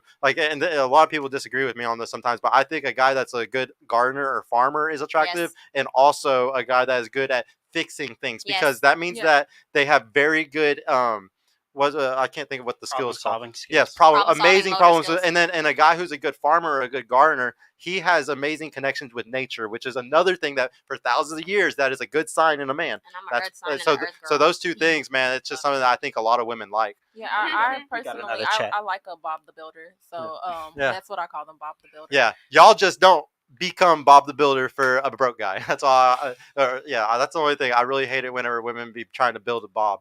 Does anybody else want to answer this before I do? Zentians. No, we gotta give a Zentians. shout out to my dude Zentians. Dude, Zentians, thank you again for the other 50 Please go first. I got something to say. why are women empowered or boss babes for doing OnlyFans, having an older man sugar daddy, but when a man pursues a younger woman, he's grooming or a pedo? Last I checked, they're both consenting adults, or is 18-year-old not an adult capable of their own decisions? That's true. They are capable of their own decisions at 18. You can go to jail at that age. Yeah, go ahead. You're about to kill me. There is an age frame to that. We're not saying that every guy that is attracted to a younger woman is grooming or is a pedo. It's 40 going for 18-year-old. That's okay. What are your intentions? It's all about intentions. It's what they all agreed that is intentions. It's not about. We're not automatically labeling you as a groomer or a pedo. Having an older man or sugar, I want to kind of touch on the whole 18 thing. Like I said, I was 17 when I got pregnant with my oldest by a guy that's about 10 years older than me. At 18, 17, 19, you don't really have too many life experiences. And it's like, yeah, you can say that you've done this, you've done that, but you really haven't experienced life. You haven't experienced dating. You don't really know until you get a little bit older and wiser, and then you can make that discernment. But when you're 40, 50, even 30, going after 18-year-olds and you don't have the right intention, you're taking advantage of the fact that they don't know anything. Exactly. The big thing, guys, that we got to realize is for thousands of years, like women weren't vetting their husbands. They weren't vetting the men. So if y'all want to know why women have such a hard time picking men today, it's because there's nobody to help you. Whereas before, your dad helped you, your uncles, your brothers. You had all these people helping you vet to make sure he wasn't a scam artist. Because guys are fucking scammers. Yes. Women fall in love with their ears. Men fall in love with their eyes. So guys can sit there and lie their way into a box.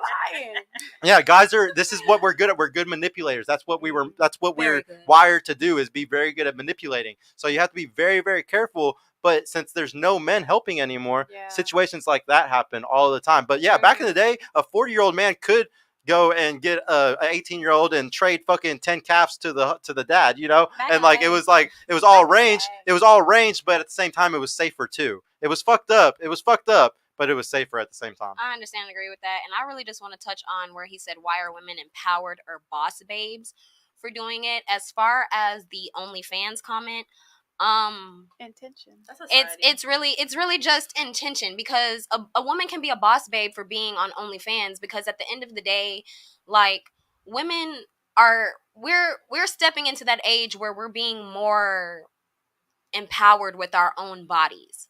So if a woman makes the decision that she wants to show her body and men decide they want to get on there and pay for it, that is 100% her choice. And if she's making $1 million off of it a month, then yes, she is a boss babe. If you have an 18-year-old who doesn't have any experiences in life and she decides off of her own strength that she wants to date an older man, and he's taking her to every country that she's ever wanted to go to, and he's giving her money, and he's like, okay, you know, go buy you some skirts, and she's pocketing some of that money and putting it into whatever she wants to do as far as business ventures or anything else, yes, she is a boss babe. So if that's what she decides she wants to do, that's perfectly fine. At 18 years old, what do you really know? Because like I said, I dated a 31-year-old when I turned 18, and what did I really know? Because now I'm looking back at that and I'm just like, what is it that he wanted? So again, like they said, it is intention, because if you're 30, 40 and you're dating an 18-year-old, her intentions are to get life experiences and have fun, and she's obviously attracted to you. What are your intentions? Yeah. Yeah. Well, I feel bad for. I hope nobody is ever encouraging women to want to become OnlyFans Yeah. girls. Oh yeah, no, I'm I- not encouraging that. I was Yeah, just it's saying. just super bad for mental health, Because man. me personally, no. Yeah. Any women shouldn't be That's doing not that. what Yeah, we're doing. I got a here. quick Yeah, question, no. real quick, about that. For the ladies, who do you think is more valuable? A woman with 2 kids, one father of those kids, married, or a single woman, let's say 23, on OnlyFans, making $1 million a month? Who do you think is more valuable when it comes to a long-term Do you relationship mean as far as being monetary? a woman? I was just about to say, what is your I can definition of answer valuable? that. You know, As a Well, woman. it's a As a personal thing from woman, yourself. What if is you more? say long term, I feel like reputation is everything, and like if you're trying to build a legacy, that's everything, you know. So I would go with the woman that has the 2 kids And a husband. and a husband, because you're building a legacy, you know. Yep. So I agree. that's with, everything. That's way more valuable than fast money. I agree Yeah. with that. Fast as money well. comes with slow problems. I agree Man, with that as well, because also, like, you know, a lot of men, they don't really want their woman being seen by everybody. That's a big pride thing. They take pride in. Yeah, I actually really want to go into something because you just said that. There's something that a lot of women at these tables always really hate. Because once again, we got to go back to how we're hardwired. Okay, y'all are hardwired to want the provider. I explained to you why, because your mental, you're always thinking about having a possible baby, and you'd have to possibly take care of it, you and it. So that's why you are hardwired that way. But guys, we are hardwired. Shit, I can't wait. What did you say just a second ago? That they don't want a lot of men seeing like. Okay, yeah. So we're hardwired for loyalty. That is everything to us. Because what did we couldn't tell whose the baby was for a very long time. We didn't get those technical skills until the last 100 years. Okay, so we were able to know whose kids were ours. So loyalty is absolutely so massive to a man. It is everything to us because we couldn't tell what loyalty was for a long time. right. Like we didn't have any tests or anything. So our mentality is like, all right, if she has an Instagram with thousands of followers and she's getting this many DMs, okay, that's gonna be too hard to make loyal. Okay, so she's in the fuck only category. I We're mean, not but we're not gonna make her a relationship girl. But here it goes to more things. Okay, we're also very crazy about loyalty of y'all going on girls trips. You think a guy who's trying to protect his woman wants his girl going somewhere in a country that's a random country where there's literally people there that watch for women to come in groups of women so they can try to traffic them and do stuff to them and hurt them, grape them, all those type of things? You gotta understand, men really don't want women doing certain things. Going out on girls' nights, this is something that is heavily debated at this table. Tons of women hate all 3 of those things when I bring them up. But if you really want to know what men really want, they really want a woman that doesn't go and do those type of things. Definitely. But I most think men that's- can't that's say it. true. Most men- That's very Hey, true. Yeah, Before most men can't say this because you gotta make a certain income to even say this. Before we continue on, we got another super chat from Zentience. Oh Man. yeah, Shout dude, out I to gotta you, read bro. this again, man. $50. Okay. Dentience, thank you, bro. If she doesn't have enough life experience, she should be absolved of the consequences of her own decisions. Then why should any 18-year-old be given the full legal benefits of adulthood? Actions have consequences, not when you feel like it. Hypocrites. May I? What is he May I? saying? I don't Yeah, get it. I got him. Yeah, Okay. yeah, May go I? ahead. Yeah. Okay. So with that being said, when you turn 18, you're right. You know, those are so example, I'm 18, you're right. If I decided to date that 32-year-old, you're right. That was my consequence. I learned that through experience of being with him. But at the end of the day, when I turned 18, I was a senior in high school. Like most people who turn 18, they're seniors in high school. You're just going into the real world. You're just getting these real life experiences. At the end of the day, yes, you have some people who've had a hard knock life and they didn't get that experience as younger people being taken care of and all of that. But there are a lot of people all the way up until 18, they're being taken care of. They don't have to make those hard decisions because they have parents and people above them who will do that for them. So when you turn 18 and you have to make your own decisions officially by yourself, you're gonna fuck up and you're gonna make mistakes. So no, I shouldn't be absolved of the consequences. You're right. I had to deal with those consequences because that was a part of my life experiences. But at the end of the day, when I was 18, I didn't know what was going on then. You grow wiser. You grow wiser from that. So no, it doesn't make me a hypocrite. It makes me somebody who learned from my experiences, and now I'm explaining what I experienced and what I don't want others to experience. I was 18 and I dated a 32-year-old man because I thought it was okay and I was attracted to him and I felt like he was attracted to me. Now I look back and I'm trying to figure out why this 32-year-old man wanted anything to do with an 18-year-old woman. God damn, can you take a breath? Shit. No, You about to pass the fuck out. But, God. hey guys, this is why you need help. You need help vetting, guys. This is why we talk about so much. You need help from your parents sometimes, man. So And I just feel got one like thing. I really want to circle back on like that loyalty thing that you were I do saying too. about like, you know, Yeah. you know, men don't want their women doing certain things, you know, but when it comes to like restricting their life, you know, experiences like traveling and stuff like that, I feel like that's, you know, not really dealing with loyalty itself, but dealing with your insecurities. Insecurities? And stuff. Okay, yeah. You This know, is what I 'cause hear. loyalty is a two-way street, and that's something that's earned. See, this is what's crazy though, because all I did was just tell y'all a preference that men have. Okay? And what happens when men give a preference for what they want in women? We get hit with shaming language. You're insecure. What's No, crazy? It wasn't What's that, crazy though it is was if y'all said, insecure. but It's okay. It's it's perfectly fine to no, prefer but a loyal woman. Everybody wants somebody. I that's just want you to loyal them. understand though, But this is it's very when you go normal. into detail saying like we don't want y'all, you know, going out on a girls trip. Like Yeah, so why don't so let me explain to you why though, because there's no, obviously we know reasons why. We know because why. because men are insecure. It's more. It's deep rooted than just loyalty. Because you can have loyalty with the person, but if you're still saying like, oh, I don't want you doing this, this, and that, like you're restricting her life experiences because of. Let's get something straight though. You know. Like peel layer back for 1 second. Everything is a boundary. Okay, so my girl is more than So welcome. your boundaries are she can't go on a girls trip? Yes, this is the deal. It's a boundary. She's more than welcome to do whatever she wants, but if she crosses the boundary, the relationship is over. And let me get something straight. Most relationships, guys do not have this power.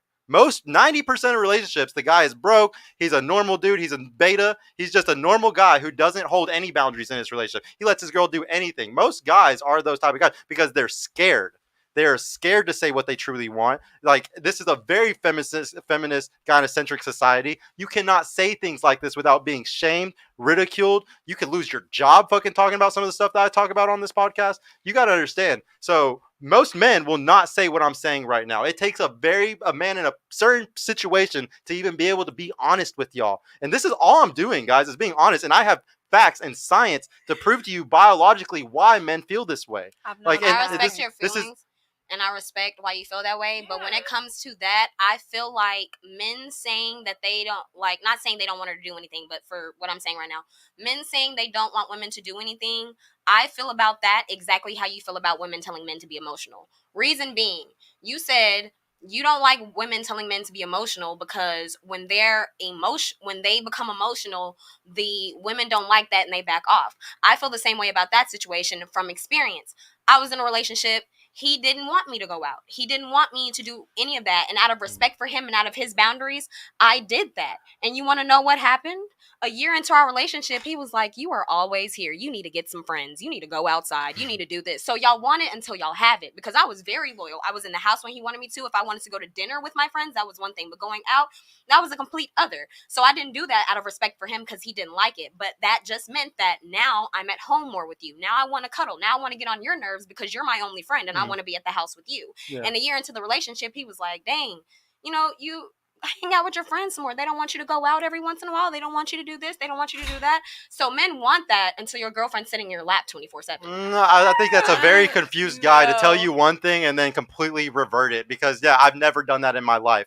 I've always wanted it. I've literally broken up with a girl and thrown her shit on the fucking porch when she went out with her friends one night. Like, you gotta understand, there are guys like me that are fucking, this is the boundary, and if you cross it, it's over. And here's the thing, like I said, 90% of men, most of the guys that y'all have dated, are not going to say what I'm saying, okay? They're not. I have a point on that. Yeah. So I do want to kind of get a better understanding from a man's perspective on that, because a guy has told me, like, because like I said, I'm a travel agent, I'm a traveler. Yeah. That's a passion of mine. So before, I was in a dating scene, I'm going out, traveling with my girls and stuff like that. So when I came across a guy, he was just like, what's the point of you going on these trips with all these girls? Why are you doing that? So I'd be like, what do you mean? I would love to. I want to break this down so bad for y'all. No, let me fully break it down. Okay, so there's a couple. So there's two big things behind it. One is experience is everything to a man. We want to be. This is why chastity is so big. Why we want virgins. Why we want young women. Because we want to be the first for you to experience a lot of stuff with. That is what feels good as a man. That's what makes us feel even more masculine. Is I'm taking you to Cancun for the first time. I'm the one who's taking you to these places. Like, we're building an experience together that you've never done with somebody else. Yep. That is an extremely amazing feeling to a man. Okay, that's what we love a lot. So like when y'all go and experience and go do all these things, it's like scars. A man with scars is attractive. A woman with scars is not. That is just it's a biological fact. Hey, so yeah. Oh, keep going. Sorry. Yeah, but yeah, so because of that, like that is something that is just how all men are. Now, the other big thing with that is, say like a man lets you go on those girl trips. First of all, even you subconsciously know that guy is a beta fucking bitch. Like, don't get me wrong, you probably love him or whatever it is, but you kind of just don't respect him, because a woman who really respects her man doesn't even want to go on trips with their girls. They really don't. Especially a young woman that hasn't experienced a lot or had all these crazy experiences and stuff, they don't care at all about that type of shit. They just want to experience something awesome with their man. So like, and then another thing with that, here's the thing. Women can say all the time that like they're super loyal and stuff like that, but when you're out drinking in Cozumel with your friends, I was drunk, he was sexy, we're in the foam cannon party, one thing led to another. Shit can happen. Women are emotional creatures, and y'all are extremely horny at certain parts of your periods. Extremely horny. And like, so you can sit here and try to deny it and stuff, but I could show you all these studies that show that women aren't as perfect and loyal, as amazing as you can. And if you're a man in a really good relationship, why the fuck would you ever risk it and let her go do that? That's as simple as it is. I kind of want to pick up on that. Yeah. When I was with my now ex, I got with him around the time I was 18, 19. And I didn't understand that at first either. I wanted to go out with my friends. I wanted to be out with my friends. And of course he did let me. But as we got older, he's like, okay, why are you going to the club? That single bitch shit. Like, why are you trying to be in front of niggas that you know are trying to look at you, trying to be with you? Going out with your friends, like how he just said, you get drunk, you're gonna fuck. Like, you might not always do it, but it's the possibility. And your man, he wants to protect you from that. He wants to protect you from... Protect the relationship, too. Yeah, and he wants to protect you from different situations that you can put yourself into. And yeah, you can sit here and be like, well, that's not me, I'm not going to do that. But it's always the possibility, and he wants to try to avoid that possibility as much as possible. I feel like that's where trust comes in, though. It's with the club. So here's another example. Deep-rooted So here's another thing with the club, okay? Sign language. All right, yes, sign language always hits me with the shame, man. Shame, insults, guilt every time. No, you always shame, insult, or guilt. It's certain situations, like, Every time you say that, that's like me telling you, because you want a tall guy, you're short as hell, though. Why the fuck do you why do you want a tall guy? That makes more money. It's just it's a preference. Like you have a preference. I have a preference. That's all it is. If there's trust and there's loyalty, it all boils down to the person you're dealing with. How well do you know them? How mature are they? Like, here's you're the choosing thing. to deal with this kind of person. If you know thing. that you're dealing with a person that goes out and like can't handle their liquor and is promiscuous let me explain something. You're talking as a woman with the leverage, but you're talking as a woman that has the leverage. Who puts the ring on your finger? A man. The man. You don't have the leverage. And this is the issue today, is tons of women think, I got the leverage, I'm beautiful, I got 10,000 guys in my DMs.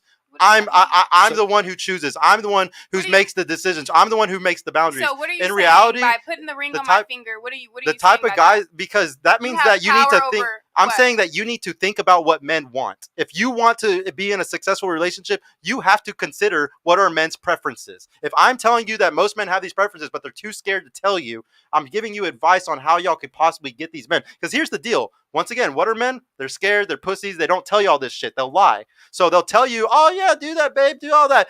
And the low key thing is, if he's in a relationship with you, he's a beta bitch. But if he's not in a relationship with you, you are just fucking and he allows all that stuff, he puts you in the sex only category. And y'all don't realize this. Y'all don't realize that guys have two categories for women. That we will seriously lie to you and tell you all the things you want to hear, and you'll be in the sex only category the whole time.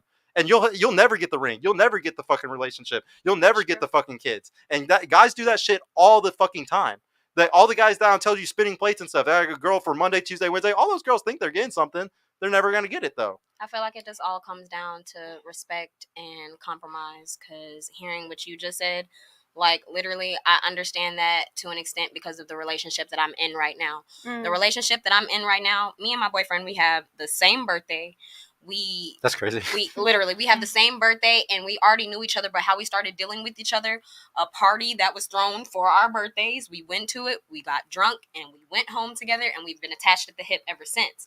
But girl, that's your twin brother. You better stop screaming. But even in us being attached at the hip ever since, there was always communication. Like even with the options thing y'all said earlier, me and him were very open about that. Okay, we're not exclusively dating, we're dating. I knew he had other options. He knew I had other options. But when we decided that we wanted to exclusively date each other, that was a conversation that we had because he literally told me, yes, I had other women that I wanted to deal with, but you were the person I feel like I can connect with the most. You were the person I want to be with. And that's the choice he made. And we came together. And once we were together, we had a great time. We would go out and we would party together. But when I was like, oh, I'm about to go have a girls' night, not really feeling that. But of course, he's not going to be like, oh, you can't go. I can go do what I want, but it's the decisions that I make while I'm out that are going to determine the conversation when I get home. I gotta go back to something really quick with the club thing. Okay, here's the deal, ladies. If your man was going out to the club and the entire time he's gonna have at least 20 women approach him, he's gonna have tons of guys or tons of women touching him on the shoulder, just trying to buy him drinks. He's gonna have tons of women constantly trying to get his attention, trying to do stuff with him. Would y'all be okay with your man going to the club? See, my man does. No, just answer the question. Would you be okay with your man going to the club? Yes. Listen, because no. Men, hold on. I'm still not done with my point. I'm still not done with my point. Men and women are not the same.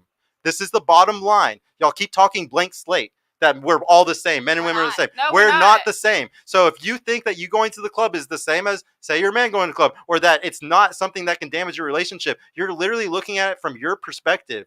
Look at it from the man's perspective. You would not be okay with your man going and experiencing the same thing as you. If he was experiencing the exact same as you at the club, you would not fucking be okay with it at all. But the thing about it is, he does experience the same things I do at the club. Like I said, now don't get me wrong. Don't make it seem like I'm sitting right here being like, oh, my man don't give a damn. I can go to the club whenever I want to, because that is not the case.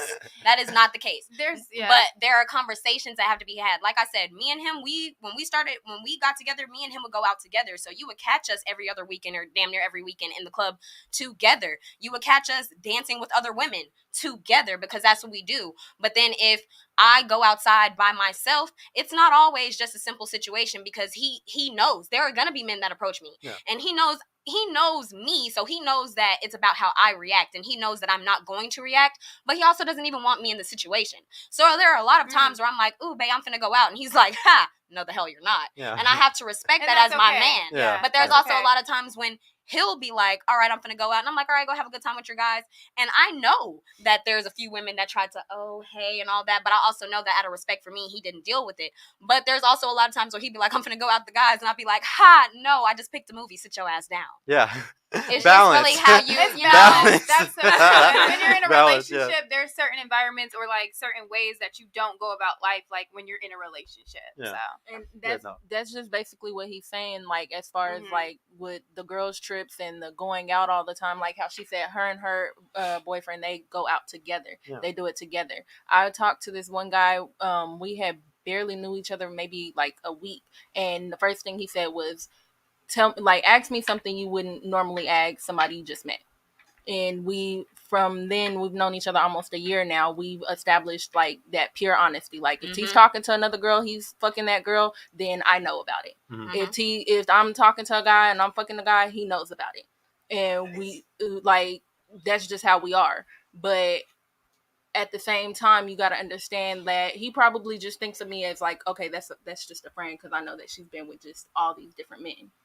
Yeah. And he's already even told me that one girl he dated was a virgin, and in his mind, he's dated a virgin. In his mind, like that was his girl. Nobody else has touched her. That's his. And then she stepped out, and after that, he couldn't view her the same way. We are hyper territorial. We are very territorial, and like here's the thing, if you gotta understand, it's also called mate guarding. Like all this that I'm talking about, like guys not wanting you to go on trips and stuff, it's all mate guarding. This is what animals have literally done for all of we've all been here. It's always been a thing. Like males are always mate guarding, and it's the same thing. I have a 3-year-old daughter. I have to protect her. Like I wouldn't want her going on a fucking trip. It's just like that movie Taken. Like when I want to send my 17-year-old daughter, to Europe on a fucking trip, like no, like it's all and a lot. It gets called insecurity all the time, but it's literally just a very natural instinct for me to want to protect my girl. Like it's very natural. And as far as that whole, like, if she's a virgin or how many men or women she slept with and all that other stuff, like, that's one of the things that I've had to come to terms with on both sides, because having brothers and men in my life, I understand it to a certain extent. Like, that's one of the things that's, like, double standard that I understand to a certain extent. Because on one hand, as a woman, it's kind of like, whatever I did with my body. You can't tell me what to do. But on the other hand, one of my brothers, he had to explain it to me that, and it was the only thing that I could slightly agree with, and I really hope y'all don't get mad at me at this table, because I have had a lot of women get mad at me for this. But a guy once explained it to me that a key that can open any lock is a master key. A lock that can be opened by any key is useless. Yeah, it's a shitty lock. Yeah, it's useless. Yeah. So it's like men's the key, woman's the lock. I kind of understood. Like when he explained it to me like that, I understood, and that's something that I've kind of carried. That's so but misogynist. Yeah, that's why I said like a lot of women get mad at me for that, and it's like I understand it to a certain extent. Yeah, but on another hand, it's kind of like, okay, a woman can do whatever the hell she wants, but I kind of get it when you explain it like that. It's really true. It really sucks, guys. And it's always been like that for all of history. Realize women had always been hated if they slept around. This has always been this way, guys, for thousands of years, okay? And what is it in the opposite? What is a guy who sleeps around with a lot of women? He's a fucking G. He's the guy that every guy wants to be. He's the sultan. He's the king. He's whatever it is that's a big guy in the area with lots of territory. And that's what's always been shown as like a man that is very powerful, as if how much territory he has, his access to virginic women. These are things that have always made men more powerful. Now, don't get me wrong, that master key is still very much so a whore, needs to get his life together. And y'all also, I want y'all to also understand, I teach guys to not sleep around. That is what I prescribe. Now, do most guys in the space that I teach in teach the opposite? Yes. But that's why I like to teach all these things, because there's guys that are being taught on the internet how to become even better at playing y'all. Like really good at that shit. So if y'all don't be careful and, learn these same facts and shit and learn how to protect like your prize and stuff, man, y'all are going to get finessed, because guys are really good at it. But don't get me wrong, women are amazing at finessing too, but y'all finesse guys out the bag. It's different. Guys will try to finesse y'all out the box. Y'all try to finesse guys out the bag. It makes the whole system all fucked up. Let's go to the next chats, bro, and then I gotta do the last part. We gotta catch up. Yeah. We gotta catch up. We're gonna fly through these ladies because we gotta get to the end of the show and do the last question. Do we really gotta talk to Antonio? Antonio Brooks with the 5. I did 8 years in prison. I make $100K from Cincinnati. 5'10", muscular, dark, 9 inches, and I'm masculine. I box, and I want my girl body count under 5. All right, man. If any of these girls have under 5, maybe they'll reply to you. What's your body count, Antonio? All right, what is your body count? It's a double standard. He can have 50 if he wants. It's okay. Don't hit me up. Like the video when you men and women are equal. It's $2 from Ombre. Like the video, you'll hit the lotto tonight. Yes, please like the video, guys. Thank you so much, bro, for your support. $50 from that was one that we had read. Thank you so much, Zentians, for that, by the way, bro. Shout out to you, bro. What else, Antonio? Another 5 from Antonio. I want my girl 18 to 23 to marry with kids, feminine, fit, and friendly and loyal. And yes, my body count's 130 to 120, but so what? I've experienced swag status. I don't want to talk to Antonio anymore. I don't want to talk to Antonio anymore. $5 from Ombre again. What is more important, to be a wife or to have a wedding? Can you be a wife without a wedding? Small ceremony, max 20 people. We're gonna do this one really fast, Clay, because we gotta fly through it. To be a wife or have, which one do you want? Do you want to be a wife or do you want to have a wedding? I want to be a wife. I don't really care about the wedding. I want to, like a lady was saying, I want like a ceremony for my friends and family, but I don't really give a Eloping, damn kind about of. that. Yeah. What about you? I 100% want both. Not gonna lie. You need Always both. dreamed of my wedding. However, if I had to pick, I want to be a wife. Okay. I kind of feel the same way. Like I'm kind of extra, but Same. I don't have like a lot of people, so a small ceremony would be nice. But I'm gonna be extra with it. Oh. So I want to be a 100%. wife though. What about you? I agree. You talk closer. I definitely want to be a wife, and I also want to have that wedding as well. You want to have it too? What about you? Never wanted a wedding. I was making a joke about the non-wedding, but I think our families want us to have a wedding, so I said let's have a non-wedding. And but yeah, I think the wife is more important. Yeah. What about you? I would definitely agree. Being the wife, being the more important. For me, I always thought like, yes, it'd be nice to have a nice, that ideal wedding, but let's spend that money on our, our It's a little bit honeymoon. harder to do now than it was 20, 30. Like I said, our parents' generations had it easy, guys. The economy has fucking wrecked us. Can I like ask Lady completely. a question? Yeah. Like, because I've always wanted to know this, because I've always been the type that wants to get married. So I've never met a woman who just genuinely doesn't want to get married. No, man. So my question to you is, like, God forbid something was to happen. What would you do? Happen what? Like to your man if he passed away or something? Like when I think of that, because like You talking about the paperwork part of being a Yes. wife? Yes. because I understand, like, when you said non-wedding, you literally meant like, okay, we'll give y'all a ceremony because that's what y'all want. Well, but you we're would not still gonna do a sign the courthouse. papers. You would still do a courthouse wedding. Like you would still do I the. don't want no paperwork. You don't want no that- paperwork. That's what I'm saying. She literally Yeah. said she My doesn't want boyfriend no until we paperwork. die. So like if they get a lawyer, they can fix it, but still even then he can still lose certain things and it can end up going to your family. But that is something I know what you're talking about. Yeah. It is something that you do need to think about because accidents can happen and you don't want everything getting or not working out correctly. Specifically, when I say something like that, like, okay, that's your boyfriend for the rest of your life. Y'all are together for 30 years. Let's just jump forward to 30 years. Yeah. 30 years. You have a beautiful daughter, son, child. Y'all are together. Y'all are dealing with each other. Everything's going amazingly. And, like you said, his business is doing well. So he has all that. Of course, he wants to leave it all to you. What? But when it comes to legally...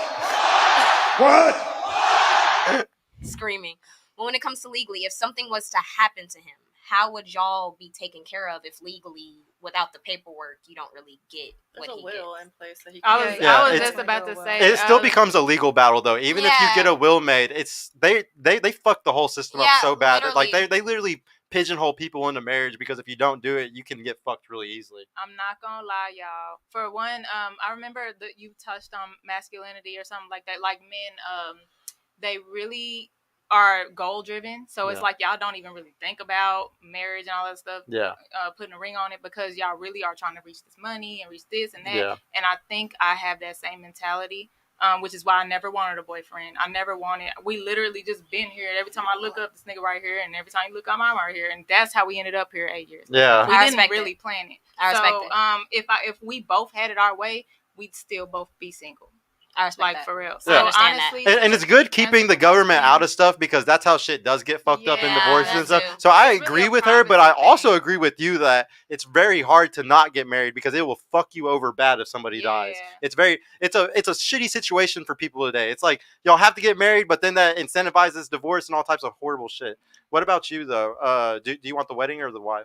Yeah, I said. You did answer? I forgot. The reason why we like to ask that, ladies, is because sometimes there are some women that they just want to get married for the wedding, and like they'll divorce the guy a few years later because they didn't really like him. They just wanted the fancy pictures. $2 from Antonio. I'm 31 and my girl 18. I'm valuable. So what? Antonio, we don't want to talk. Thank you for your heart.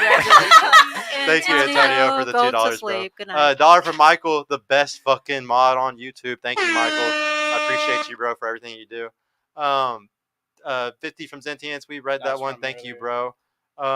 20 from Tomo J in New Zealand. Is NZ New Zealand? Yep. You are a modern woman. What roles does a modern woman offer? Yeah, really quick. What roles does y'all? I want y'all to name me one thing that a modern woman offers each, really quick. Stability. Stability. That's a good one.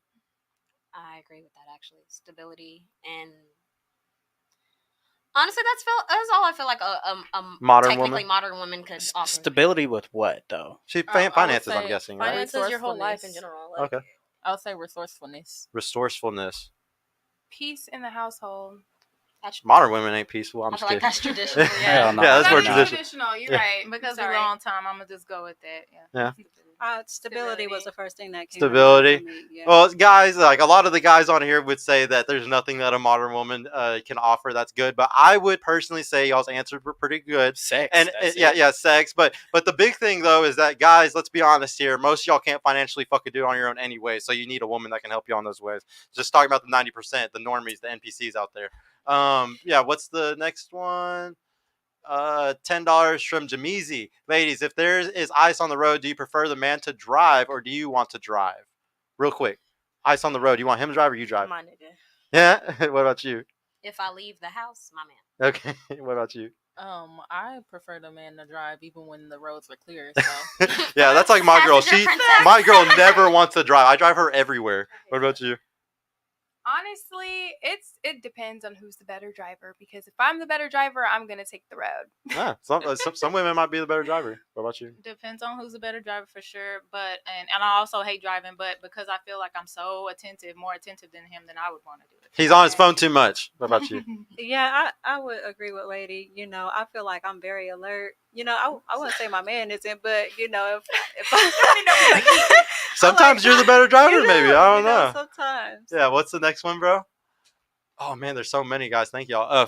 $5 from Eric G. Ladies, would you give up your career for the right guy? Real quick, would you give up your career for the right guy? As long as he can take over what my career was providing. Yeah. Yes, We're gonna that's it. say it's the perfect guy who's making good money. You would give up your career for I mean, good money plus, what I'm saying, the relationship is on point as well. it? Okay. What about you? Would you give up your career for the right guy? Kinda. Kinda. Like you'd want to still part-time work? I would if it's a career that I'm in love with, it is gonna be something that I'm always gonna want to do. Now, if you take care of me, then I don't have to be too like, oh, I gotta be on time, I gotta do this, I gotta do that. But It'd be like a hobby. yeah, it can be a A hobby. hobby that makes money, But yeah, kind I of. still Yeah. wanna- But yeah. just to keep you busy, I'd say that's yeah, really literally, good. I can't be idle. Yeah, no, I think that's a really good thing. What about you? Would you quit your career for the right guy? I mean, if we're just talking about my customer service role, I'd quit before you even tell me to. Real quick. But, if we're talking about like the fact that I sell hair, that's like a dream of mine. I've always wanted to be an entrepreneur, so I think it's good for a woman to have a entrepreneurial thing that they're doing on the side. What about you? I don't think so because I'm here to do my purpose, and in a relationship, you have to have individuality as well. So I would keep my career and I would do what I'm called to do. Because you want your purpose. Yeah. You don't think your purpose is to have a family and have kids? Look around at a family reunion in 60 Everybody years? has an assignment on their life, and everybody has a calling on their life to fulfill. No, so and that's true. I'm gonna Yeah, I fulfill agree. mine. I agree. Yeah, it's not always gonna be kids. That's one thing. I'm not ever trying to just push people only into one thing. Like definitely, there's other paths to lives. Yeah, I feel like kids and a family is a part of a purpose, not a sole purpose. Not a sole purpose. For sure. What about you? I think it's always important to keep a passion project on you. Otherwise, you do feel like a piece of nothing. Men and women. Yeah. You would turn into a bum. You gotta have something. If a career is like a job, yes, I would give it up. But you're not gonna stop me from dancing. You still want something, yeah. Your passion. What about you? I would definitely say no because I would still want to get my own bag. I don't want to fall in a place of being too dependent of my man. Of course, if you want to take care of me, that's great. But, like everybody was saying, I have a passion and, assisting people with their travel and, yoga. So I would still want that. That would probably turn more into especially a hobby. a good, yeah, especially, to be a hobby. and that's a really good job as a Yeah. side thing with the right man. Your Yeah, voice is I so want. soothing. I want to encourage y'all. Like, yes, it is always good to have that side. Like my girl crochets. Like that's like her side thing that she does. Like She's dope at it, by the way. yeah, Is. she's I saw it. bad. She really She's- is. I was Looking looking She's on really the side, right? yeah, what's the next one, bro?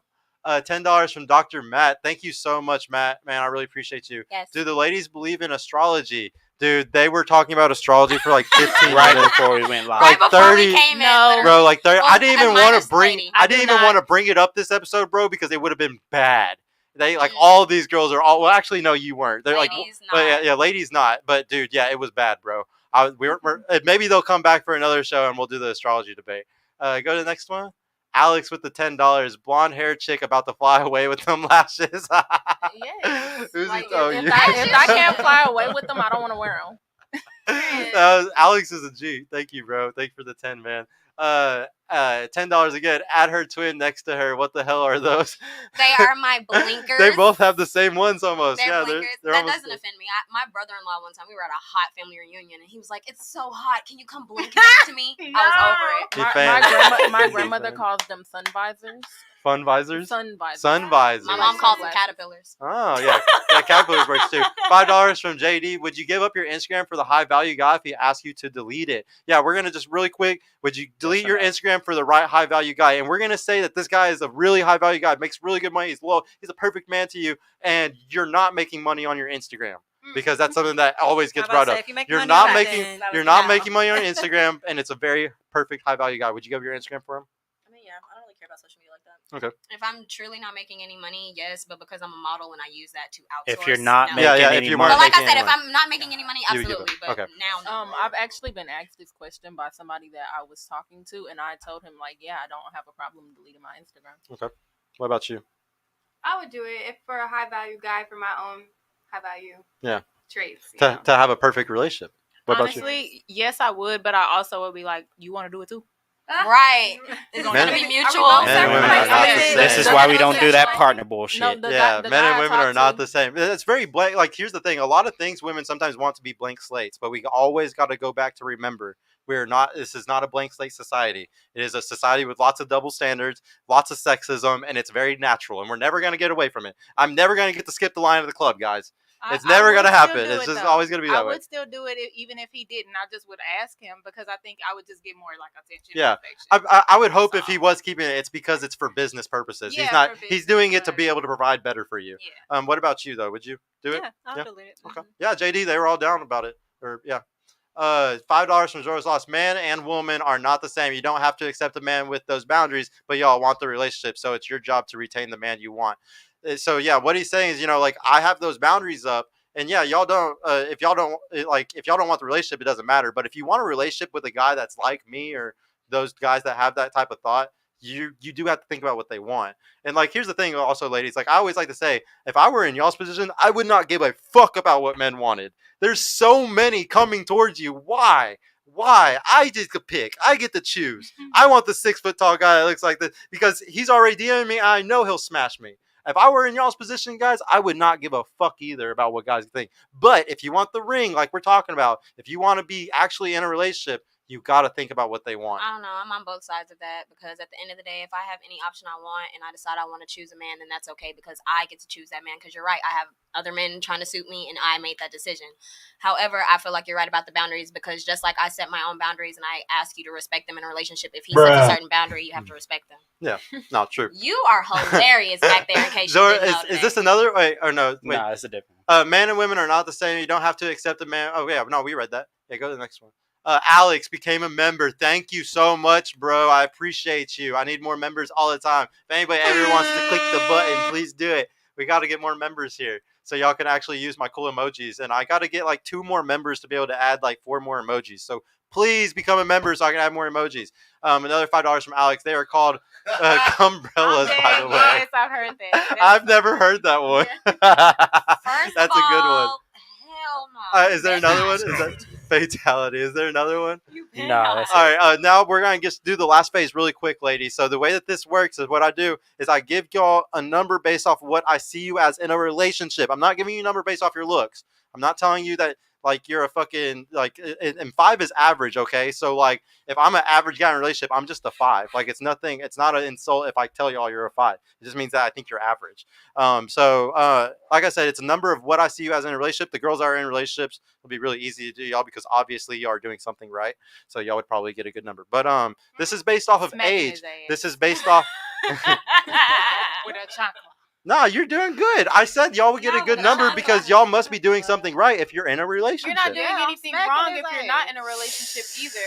There's nothing wrong with singleness as well. There's nothing wrong with singleness. There's some people nothing need, wrong with singleness, Some people guys. need to be single. Man, I wish I could put the copium emoji in. Guys, there's a copium emoji that y'all need There's to be nothing spamming right wrong now. with singleness. Spam If the anybody copium makes emoji you feel right like now if there's you're a anything member. wrong with being single? Spam the copium emoji. They don't know what they're talking about. But yeah, I'll start with you. How old were you again? I'm 26. Okay. You're honestly like so another thing that I rate a lot of this based off of how good was everybody listening? How good was everybody at not interrupting? How good, did 'Cause you you could tell a argue? lot of people's yeah, traits. yeah. I could tell a lot of y'all's traits just based off of how argumentative you are, how much you disagreed and stuff like that, or how much you wanted to listen and learn. You really listened really well the whole time. I could tell that you really like give a fuck about how men think. You're in a really good position. You could probably get a really good guy, because of how well you listen. I would honestly give you like a 7, like maybe even an 8. The only thing that puts you down to the 7 is your age, because like I said, you're gonna hit that wall at a certain age. I don't know when it's gonna happen, 30, 35, 40. I don't know, but men want younger women, for especially if they want a family, if they want kids and stuff. So that's the only thing that would push you to that 7, really. But you have a great opportunity to get a guy that's like 30, 35. One of the big things I like to give advice on is sometimes women, I can't remember what height you requested, but sometimes I say take a couple inches off.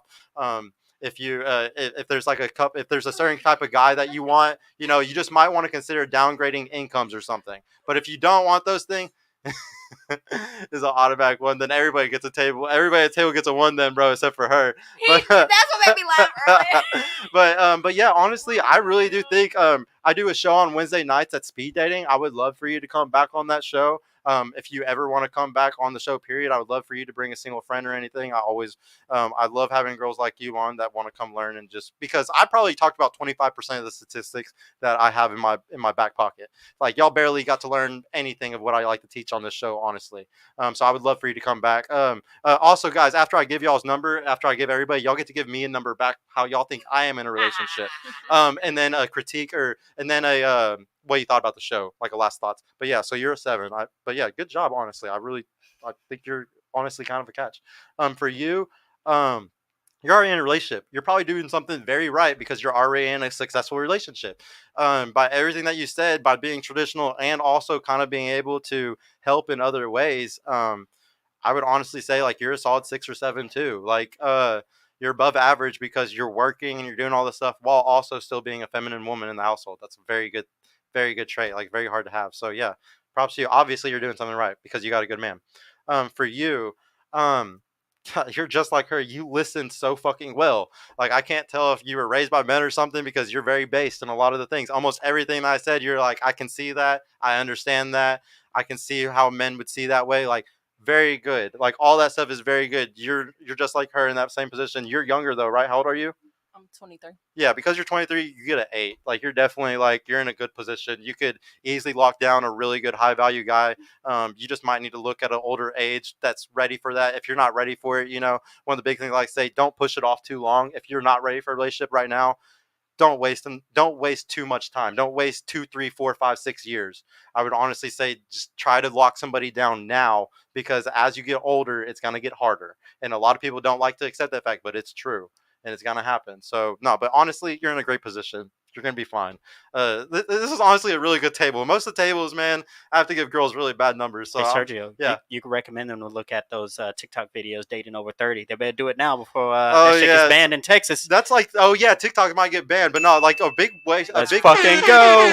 I go on TikTok and I go to the dating over 30 hashtag like regularly, because that's where like some of the greatest content. It's not great, actually. It makes me very sad, because it's a lot of women crying about how horrible dating is over 30. So like, please, like, I always like to say, please don't end up one of those women, because it's sad. It's fucking sad when you actually watch it. For you, all right. You're a little argumentative. No, I'm just kidding. You're actually really good for the most part. Like, you're 90% really good. Like, you disagreed with a few things, but it's natural. Like, it was things that most girls that are your age would have disagreed with also. Like, it's all very natural. I'm not going to judge you based off those things. I think that you're a very feminine woman. I think that, like, you're just young and you have a lot of options right now, but in the right role, I think you would be very good in a relationship, like probably a 7 or an 8, kind of like them. Like, I definitely see you as a good relationship girl, and you're willing to listen. Like, everything that I said, even though you disagreed with some of it, I could tell that you might go to bed tonight and be thinking about some of it before you go to sleep. Some of it might have actually resonated a little bit, and you might actually think about it after you leave here, So I will give you a good number, because yeah, I think that you're going to be fine. Like, you're going to end up probably getting a good relationship too. Like I told her, don't waste too much time. And like I said, always, you might, too precious. yeah, and you really like a tall guy. Maybe cut an inch off or something. I don't know. There's the short king. Yeah, and I also, one of the big things I really like to push. This is like, shout out to Kevin Samuels. This is what he used to always say. There's tons of normal men, tons of them, and they're really good fucking guys, and they might make 40 or 50K a year right now. Especially the guys in any type of tech or any type of blue collar work. Like, respect to those fucking men, because they're the thing that keeps this fucking world running. Like, they really fucking do. So like, those are masculine fucking men. So like, please, like, that's anything that I like to give advice on is look for those guys, because they're good guys. For you, oh shit, you're easily like a 9-10, and the reason why is because guys, what they're all gonna say online is you not having a high body count is fucking massive. It just makes you so valuable. So I'm gonna go with what they would say. You're easily a 9 or 10, just based off of that. Honestly, you're already in a serious relationship though. I can tell you're already doing certain things right. Y'all sound like y'all have a perfect friendship. I don't know how that really works out. I'm not good at relationships that are like that. I don't see it that often. I have a guy who comes on who's a really big Christian guy. He's a Christian battle rapper. He's 30 something years old, but he's a virgin. And so like when he comes on the show and he's really fucking sex shaming hard, like he's my biggest guy to like come and tell women stop fucking around and stuff. But like I really can't relate to him either. There's certain types of people that I can't even give advice for because you are too perfect. You are too pure still, technically, in a sense. And there's no like, and there's like, yeah, I don't need to give you advice. You're doing great. Keep it up. All I can say is stay with that guy forever if you can. And honestly, you're gonna have better sex. You're gonna be happier. Everything about your life is gonna be the biggest thing is don't worry about FOMO. Don't give a fuck about what all the other girls are doing. Don't give a fuck about these girls' trips, about these other men, because there's tons of attractive men out here that are taller, whatever. Just do not fall to lust. Do not fall into your pleasure, into hedonism, and you'll be fine. I think you're gonna have an amazing life if you just don't make those mistakes and fall into your pleasure. You'll be fine. Man, you're gonna get a great number because even though for your age you still wanted to listen and wanted to learn, like I said, this was an amazing table for women that actually wanted to listen and learn. It was amazing. Yeah, we debated some things and we disagreed on some things, but everybody was willing to have an open mind. And that's beautiful today. When a lot of people were so close-minded, you easily get a 7. And the only thing why you're not 8 or a 9 is because of your age. But like I told you, I think that you're going to do fine in that because you already know what you're looking for, which is a little bit older of a guy, but he's way more serious. So, yeah, I really can't. This is a really great table. And I would love to have any of y'all back. I do a dating show now on Wednesdays. That's speed dating, where you sit and the guys come and video call in, and you look at their Instagram and see if you'd ever want to actually go on a date with them or something. If any of y'all would ever want to come, please DM me to want to do that. I also love to have y'all come back with other single ladies if you ever want to. But now y'all can critique me back really quick. I'll start on this side though. Give me a number that I'm in a relationship, and then what did you think about the show? Um, I will give you probably an 8. One, because it seemed like you're very teachable and you are willing to pour into your spouse. Um, and overall, I think this was, a great show, very knowledgeable to kind of get perspectives from everyone about, the different topics. So I think it was good. Would you come back? I would. You would? Thank you. No, thank you so much for coming. So what about you? Give me a number, and then what did you think about the show? I was gonna say like 7.5, 8, something like that. I feel like she said, teachable. For me, the highest thing is like protection wise. I feel like you would really be willing to protect your woman. And then another thing is intelligence. Oh my God, you can't be stupid, Lord. So you are quite intelligent, I feel. At least even just in your what we're talking about and stuff like that. Yeah. But I think you also have passion, so you probably will never die of your light. You'll never be just boring and stuff like that. I think you're like a 7.5, 8. No, I appreciate that. What do you think about the show? It was dope. I think it was organized. I think the equipment's nice. I think we have a bomb ass table. I haven't watched the rest of them. I'm sorry, but I bet you this is the best. I've never had a panel that had this high of numbers across the board. I've never, no, you never. Was getting money, bro. Yeah, Man, no, yeah, no, like y'all did really good, like for real. But yeah, no, thank you so much. If you ever want to come back, even though you're in a relationship, I don't mind. Just bring a single girl with you. I'm always like, everybody always has that girl that's their friend that's stuck single. Those are the ones that I want to come here. Those are the ones that I want to change the Leo, most. where you at? Because I like. That's my sister, y'all. Because maybe she's watching. She probably not watching, but I'm gonna make her watch it. Yeah. What about you? Go ahead and just give me a number. And y'all can tell me I'm average, guys. I like being told that I'm average. It's okay. I don't get my feelings hurt. I'm not like y'all, trust me. But yeah, you can tell it.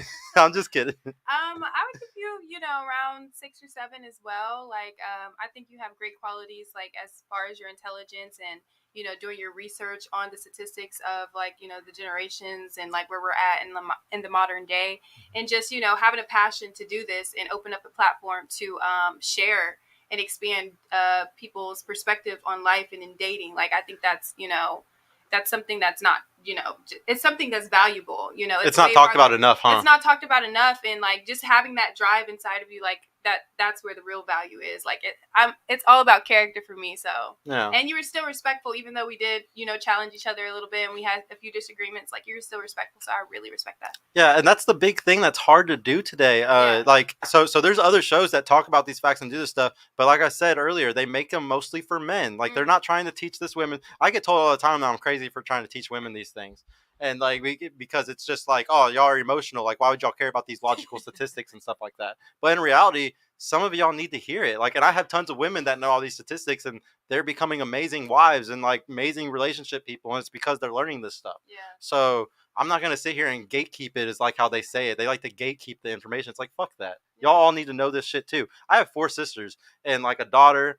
I've always had best friends my whole life that were women. Everything that we're doing at this table, ladies, I've done my whole life already with my friend groups of women. And the only thing is, like, I feel bad because I see a lot of them getting to these ages. They're messing themselves up with lips and fillers, ass getting done. Like, they're thinking that they need all these things. It's just like, man, you are going down a path that's not going to give you what you truly want, which is a family and kids sometimes. So like, I really am passionate about trying to help y'all, because I see y'all getting the shit end of the stick like a motherfucker right now. A lot of women are getting the shit end of the stick. Either they're dating shitty guys, or they're not getting the rings and the kids they want and stuff. It's hard out here. So we all need to work together, men and women. Because like I said, they want us to hate each other. They love the whole, it's the red versus blue argument. That's why I have the lights like this. Like, they want us to attack each other sexually. They want us to attack each other politically. They want us to attack each other racially. They want us to hate each other for all these different divisions. And I just want us to come back to the center. Like, that's all that matters to me, is us meeting back in the center. I like to, quote Star Wars, like, what do they say in Star Wars? Balance to the Force. I'm trying to bring balance to the Force. What about you though? Go ahead and give me a number, and what do you think about the show? I would say an 8, just because, like they said, you are very respectful. I admire how you are trying to teach us, because a lot of men don't really know how to teach because they don't know themselves. And so the fact that that places you at a higher value than a lot of other men. And as far as the show, I enjoyed it. I would like to come back personally. So yeah. Thank you. Oh, you didn't say. Did you say you'll come back? Definitely. Oh, you will come back? I'm Okay. all open for the discussions and open dialogue. Yes, please. And I love the ladies here. Oh yeah. We got lucky. We got a good table. Yeah, y'all are gonna have a group chat after this, huh? Already started one. There's so many girls that came on the show and they became friends with another girl, and now I see their stories and they're hanging out every weekend. It's like, what the fuck, y'all met here? Like, that doesn't even make sense. But it's because, like I was telling y'all earlier, there's a lot of girls that just fly into Dallas. They don't have no friends around here, so they end up meeting on the show and shit. It's weird. But yeah, go ahead for you. Give me a number, and what do you think about the show? I would probably give you like a 7.5, 8. Not necessarily a 9, because you're kind of an asshole, but you're very sweet. Take it. But I would give you that. I'm screaming. Him and these sound effects. But I would give you a 7.5, 8, because from talking to you, you're obviously very intelligent. You're obviously a protector, a provider, a leader. I can tell that you like to, just like you're having discussions with us like this, I'm sure you have discussions like that with your girl. I'm sure she can feed off of you and you feed off of her. So I can tell you're like that in our relationship. So I would give you a 7.5, 8. Like I said, probably a 9, but you're an asshole. Thank you. Sweet one.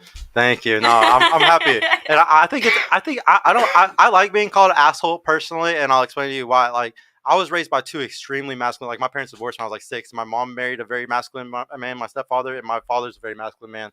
So like, I may sound like an asshole sometimes, or like my tone will be off or something, but it's just like, I was raised around so much, like, that's normal to me, like to talk like this, even to women and stuff, because it's just like, that's just, I don't know. It's what I saw, Ask us about that, about our upbringing. Yeah, because it really does determine everything. Yeah. I feel like most of this table probably came from 2-parent households, though. Am I wrong? I didn't. There's usually 2-parent households. In that, though. Yeah. There's a lot of details. Oh yeah. I was, and then I wasn't. So. Yeah. But yeah, you could usually tell based off of single parent households and stuff. Like, you can predict how people. Your environment's your destiny. You always got to remember that. What you're raised in or who you are, that is your destiny. And as far as the show, yeah. I love it. Love the fact that we could have discussions. I would definitely come back. Hell yeah! Please bring a single friend. I would love it. I got a couple for you. Yeah. What about you? Give me a number, and then give me what do you thought about the show? I'm gonna have to give you a 6.57, and the reason why we're not going with a solid 8 is because I feel like you're a little bit aggressive. Mhm. I feel like you're very black and white, but I can appreciate that because I struggle with being a very black and white individual, and I feel like because you're passionate, that's why you are aggressive. So that's really my only like 6.5 ish reason, but you're really a 7, 8, Mhm. But I just think that you have a lot to say, you have a lot on your mind, and you feel like you're right about a lot of things, and you feel like people need to hear what you're saying. Like you said, the reason why you're doing this is because you want to teach women. So just that in itself is very much so an aggressor, but it's like it's an aggressor with good intentions. Yeah. So that's the reason why I'm reading. And with the show, I love it. I love the ladies. I feel like we're all very genuine. I love how these women literally were very transparent with their answers, and they didn't hold back, and they didn't feel like they couldn't say a certain thing. I like that one of your rules is that we couldn't read the comments, and we ate all this shit up. Like it didn't Because they are hilarious. Yes, Like, and I'm looking at it now. They are hilarious. I love that Alex paid money so he could talk more shit and then became a member. Yeah. Like that's Hey, beautiful. Alex is a G though. That's one of my homies. I'm so dead. He's a real homie. Like Not you know him if he in real slides life. into the DMs, he's a lover boy. So be careful, lady. That's all I'm gonna say. He's definitely a lover boy. Huh? I said, but he talks shit. Yeah. They be the ones. He has to, just out of jokes. No, thank you to the new people who did the memberships. Was there? We actually had 2 more you left, got so your we shit. can actually get more. Thank you, dude. Thank you so much, Rod. you're Thank cool. you so much for the membership, bro. I think I only needed 2 more to add more emojis, so now I get to add more emojis. Thank you, Eric. Thank you so much, Eric. I really appreciate y'all for becoming members, man. Thank y'all so much. Shout out to FNF Dallas. Yeah, shout out to y'all, man. Thank y'all ladies all for coming so much. Like this was a really good show. Like I love it when it's a really good show and it's nice and peaceful and we all get to leave as fucking friends. It's very nice and Would it be different. some cattiness or something? Yeah, you just be surprised. If y'all watch all the old episodes, y'all will be surprised. There's usually 1 or 2 that definitely hate me a lot. But yeah, thank y'all all so much. I will definitely see y'all if y'all ever want to come back again. Please do. Shout out to my crew. Thank you, Donnie and JR, for helping out in the background. Thank you to my awesome girl for helping out with everything that she does. Thank you so much, Sika, for helping out with the recruiting and Rod and all the new members. And yeah, guys, we will probably catch y'all on. I'm probably gonna do the Wednesday show this week. We're gonna start the speed dating show. I already got 1 girl lined up. I might have another girl come, so y'all have 2 girls to speed date against. So yeah, I will see y'all on Wednesday, guys. Just got another super chat in. Oh yeah. Oh, let me check. Yeah, $10 from Alex. I only want the tall model. The rest are L's. But The does tall she model. want you though? I think he's talking about you. That's what I'm saying. There's like 3 models. Yeah. There's 3 Alex- models up here, but she's Alex- the tall Multiple model. models up here. Go. She's the tall model. They're Hey, all we got models. 3. We got 3 soldiers on Call of Duty back here too. So y'all better watch out. Hey, I'm a 6'2" point guard on 2K. Hit me up, boys. Y'all mean? Hey, I'm a high value man on that shit too. This was so fun, though. Thank you for having us apart. No, Like, thank it was y'all so so good. much, guys. This thank was a you. really good one. I'm No. screaming that this man paid $10 to tell us. That's what I'm saying. He's a boss. Like he's a boss. He paid $10 just to talk shit. He's like, a G. I'm telling y'all, he's a G. Slide into Alex, the you are DMs. hilarious. Well, yeah, we'll see y'all later, guys. We really appreciate y'all, man. We will see y'all on Wednesday. Peace out. Bye. Absolutely.